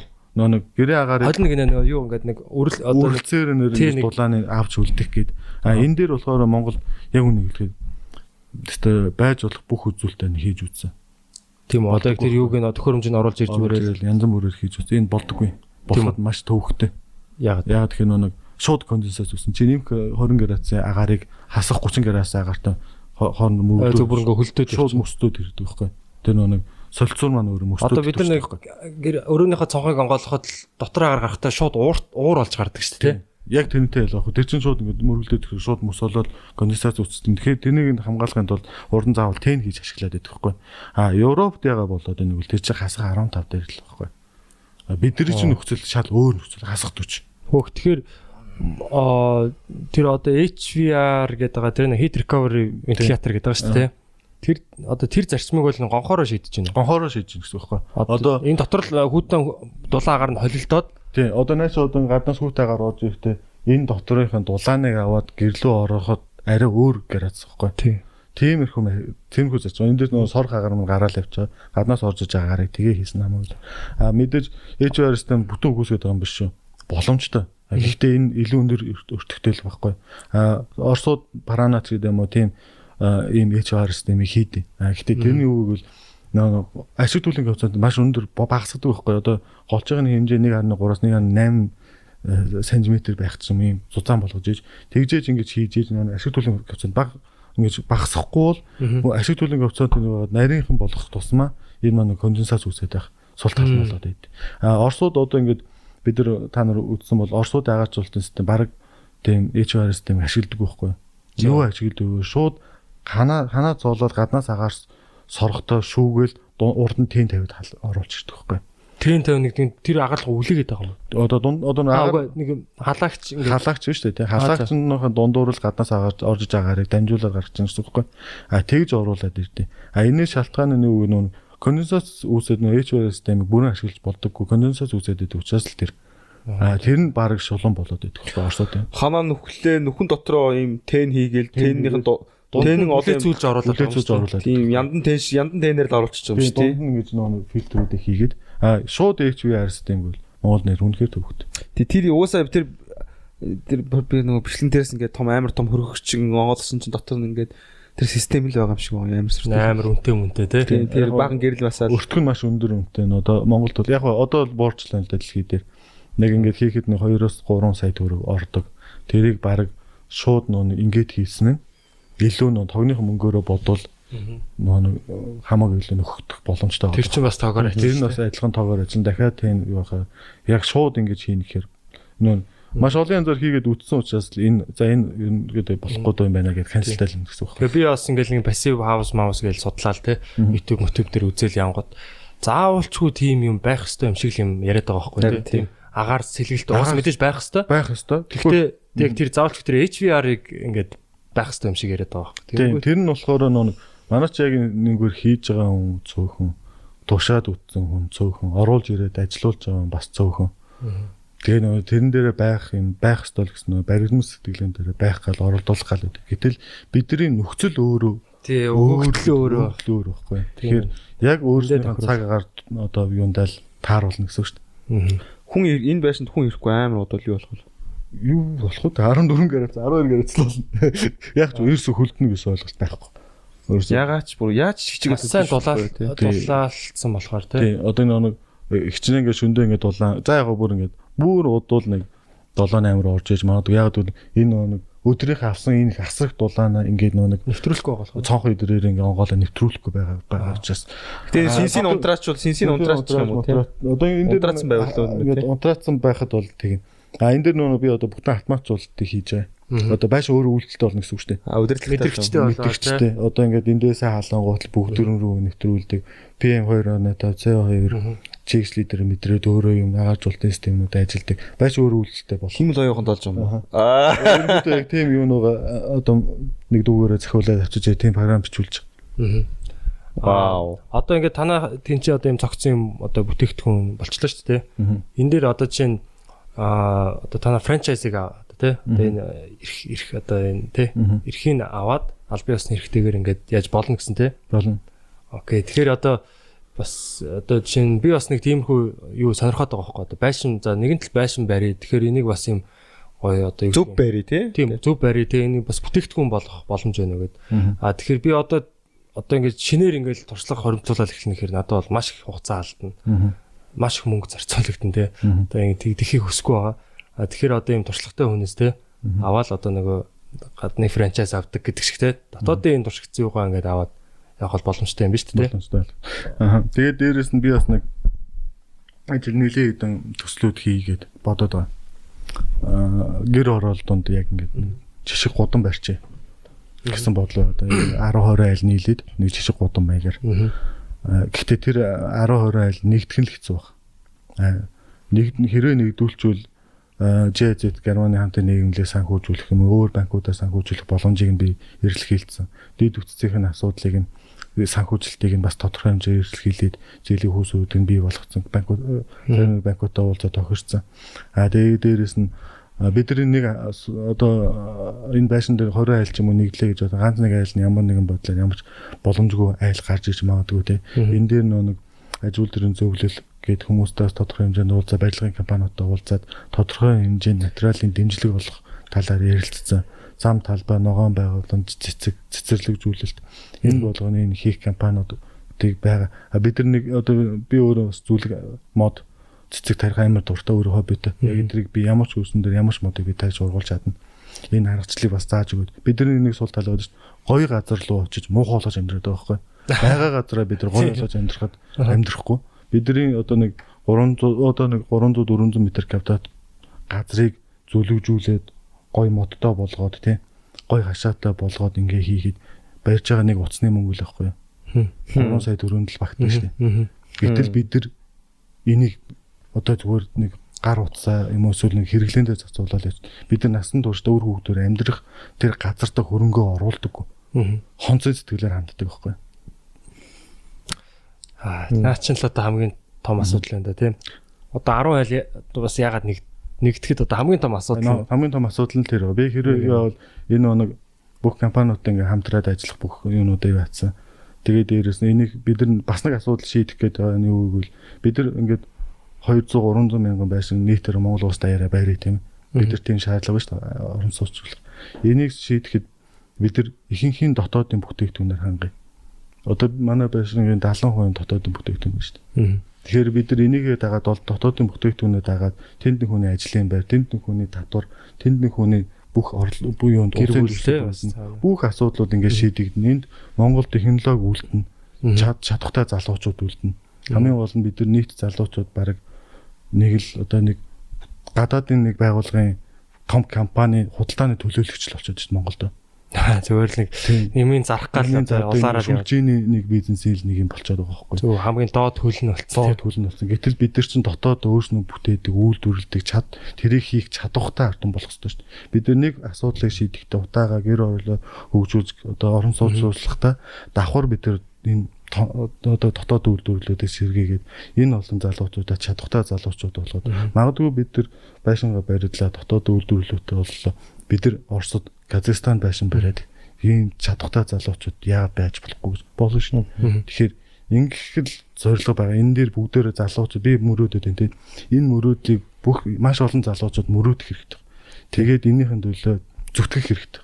Тэгээд дээрэс нь хамгийн гол үр дүн бидний үеийн залуучууд те 50-60 настай болоод очихдоо бид нар ийм улсыг ийм болгосон ш тэгээд бардам амьдрах хэрэгтэй байгаа. Бүр хүүхдүүдтэй те ийм эрүүл орчныг үлдээсэн шүү гэдэг. Ийм байсан ш. Ийм болгосон шүү. Энэ амар гоё зүйл байхгүй. Тийм шүү. Энэ нэг бүгдөө хөгжинэ. Бид нар тэгээд ямар улсыг удаа бид нар хүлээж авч байгаа л дээд үесээ тийм. Бид нар ямар болох боломжтой байна. Гэтэ энэ бидэрт асуудал байна. Маш олон асуудлууд байна. Гэтэ энэ бидний ажлын байр байхгүй. Тийм шүү дээ. Яг асуудал чинь дараа нь шийдэл гаргах тэр боломж шүү дээ. Боломж байгаа байхгүй. Бид нар сайхан одоо бардам амьдрах боломж байгаа байхгүй. Тийм. Бүтээцэн шүү гэж амьдрах боломж байгаа шүү дээ. Одоо тэр би Солонгост 19 настай байхдаа Солонгост очиж ажиллаж байсан, жоох хүүхэд очиж ажиллаж байсан. Би тэнд хамгийн гоё юм авч харсан байхгүй. Одоо байгаа тэнд 50-60 настай ах нар, 60-70 настай ах нарыг солонгосчууд хажуугаар нь өнгөрөх болгондоо бүхэлдэж өнгөрдөг. Яг гэвэл тэд нар 70-80 онд тийм ядуу байсан ард өмнөг тэр ах нар гоё болгосон, хөгжүүлсэн байхгүй. Бид нар ч гэсэн тийм боломж байгаа байхгүй. тэд нэр хөгжүүлэх одоо хөгжүүлсэн гол одоо тэр нэг юу шалтгаан одоо юу гэмдэ тэр нэг хөдөлгөх хүчтэй хүчин зүйл нь мэдээж 100 удирдлага гол нь бас нэг би нэг хүлэн зөвшөөрөх сурах. Би нэг хүндлэх гол асуудал тэн дээр. Би нэг хүлэн зөвшөөрнө гэдэг чинь хамгийн чухал. Өнөөдөр намайг үүсгэж байгаа хүмүүс маш олон ба шүү. Өөр хүнийг нэг хийцний хүмүүсийг үүсгэж байгаа хүмүүс маш олон ба. зөвхөн үүсгэж зөвшөөрөх нэгнийгээ дэмжиж амьдрах хэрэгтэй байхгүй. Тэгжээж одоо Солонгос шиг Samsung корпорац ингээд том корпорацууд үйлснэ. Бид нар нийгэм сэдэд хийдэл нөөцүүд нь дуурайж хийгээд зүгээр түүцний хэмжээнд болгочтой байхгүй. Зүгээр л өнгөө нэг цех хідэн цех хоорондоо нэг жижиг зах зээл дээр өрсөлдөө тийм болчтой. Үнгээ болгочтой. Бид нар нэг дэмжих хэрэгтэй, хүлээн зөвшөөрөх хэрэгтэй. Зөв удирдлагатай болох хэрэгтэй. Гэхдээ зөв удирдлагыг бид нар яг одоо байгаа бидний ард түмний сэтгэх үү, бидний сэтгэхүүгээр хизээч зөв удирдлагыг бий болохгүй. Бид нар өөрснөө бүтээдэг, хөдөлмөрлөдөг зөв юм олж харах чадвартай. Ядаж өдрийнхөө орлогоор таксинд яваад өдрийн орлогоор биш сарын орлоготой сараараа амьдралаа төлөвлөх чадвартай болж бид нар зөв удирдлагыг сонгоно. Гэтэл өнөөдөр ихэнх залуучууд такси барьдаг болсон. Хаагинд явдаг болсон. Ихэнх хүмүүс ченж хийгээл явж байна. Өдрийнхөө орлогоор амьдарч өдрийнхөө тэр орлогоороо маргаашаа төсөөлж амьдарч байгаа учраас энэ хүний бодол нь хүртэл жижигхэн байгаа байхгүй. Ядаж нэг сараар амьдралаа доктортой цалин аваад нэг сараар амьдралаа төлөвлөдөг болчвол энэ хүмүүсийн арай өөр юм шал өөр юм бодох. Нуруу тийнэ шүү дээ. Нуруу тийм. Хүмүүс өөрснөө арай нэг хариуцлагатай болно. Гэтэл өнөөдөр таксинд явж байгаа хүн 80,000 төгрөгийн орлого оллоо. Дундч нь 50,000. Гэтэл 30,000-аас илүү оллоо. Тэрийг архиндаа цацуулж байгаа. Нарааш нь ажиллах байхгүй. Тэгэхээр ийм одоо байж боломгүй. Хайрын сайхан залуучууд гудамнаар цэвэрлээл таксинд явж байгаа. Бид нар тийм хүн амын нөөцтэй юм уу? Тэнд нэг машин гудамжийг цэвэрлэх боломжтой байтал 40 хүнийг ажиллуулчихсан шүү дээ. Ийм бид нар хүний нөөцтэй юм уу? Нэг дарга дээр би сайжруулсан төршийг шууд алгын механизм бий болгочлоо. Танаа 20 хүний ажлыг би нэг хүнээр хийх боломжтой болоо гэдээ очсон чинь энэ ажлын байж тээ. Ажлын байрыг хадгалах шүү дээ. Тийм тэнэг хариулт хийж байгаа байхгүй. Нүх ухаж байгаа нь ажлын байр болоо те баг. Тэр хүнийг чадваржуулах, тэр хүнийг илүү ухаалаг болгох тийм сонирхол энэ төрд байхгүй шүү дээ. Тэр хүн тэр нэг шуудаалаад яг өөргөө бие хордуулаад дуусчих шүү дээ. Гэтэл тэр хүн гэртээ нэг юм үйлдвэрлээд эсвэл хятадын оронд барилга дээр ажиллаа, зам дээр ажиллаж байвал тэр хүн улс орныхын бүтээн байгуулалтанд гар бие ороод өөрөө чадахчаад гэр бүлээ орлогожуулаад амьдрах боломж биш. Гэтэл бидний зүгээр нэг юм цэвэрлэгчийн сэтгэл зүгээр нэг юм таксиний жолооч байд боолын баг тийм байдлаар дээр нэг хил ус ууж жагаад нэг гайд маягийн хэмжээнд байх гэдэг чинь бид монголчуудыг тэгмээр үү байхгүй. Бид нар залуучууд арай өөрөөр бодох хэрэгтэй. Нэгдэх хэрэгтэй. Бид нар хамгийн гол юм нь бие нэг хүлээн зөвшөөрж хамтдаа нэгдэж ингээд улс орныхаа асуудлыг цогцоор нь боддог л болно. Nice. За баярлаа. Тэгээд яг одоо ингээд подолктагаа суусаар л тий.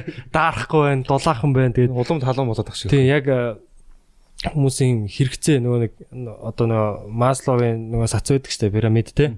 Тэр хамгийн доод юу бол хүн амьд байх тий. Аюул одоо хоол, дулаахан хувцас тий. Одоо хамгийн их нь цэвэр агаар, цэвэр ус. Энэ юм дээр л энэ хэрэгцээн дээр л бид нэр алуулаад байгаа байхгүй тий. Тэгээ энийгээ шийдэж чадахгүй байгаа юм тэр мондөг нэг тий их Монгол улсыг одоо байгуулах тий.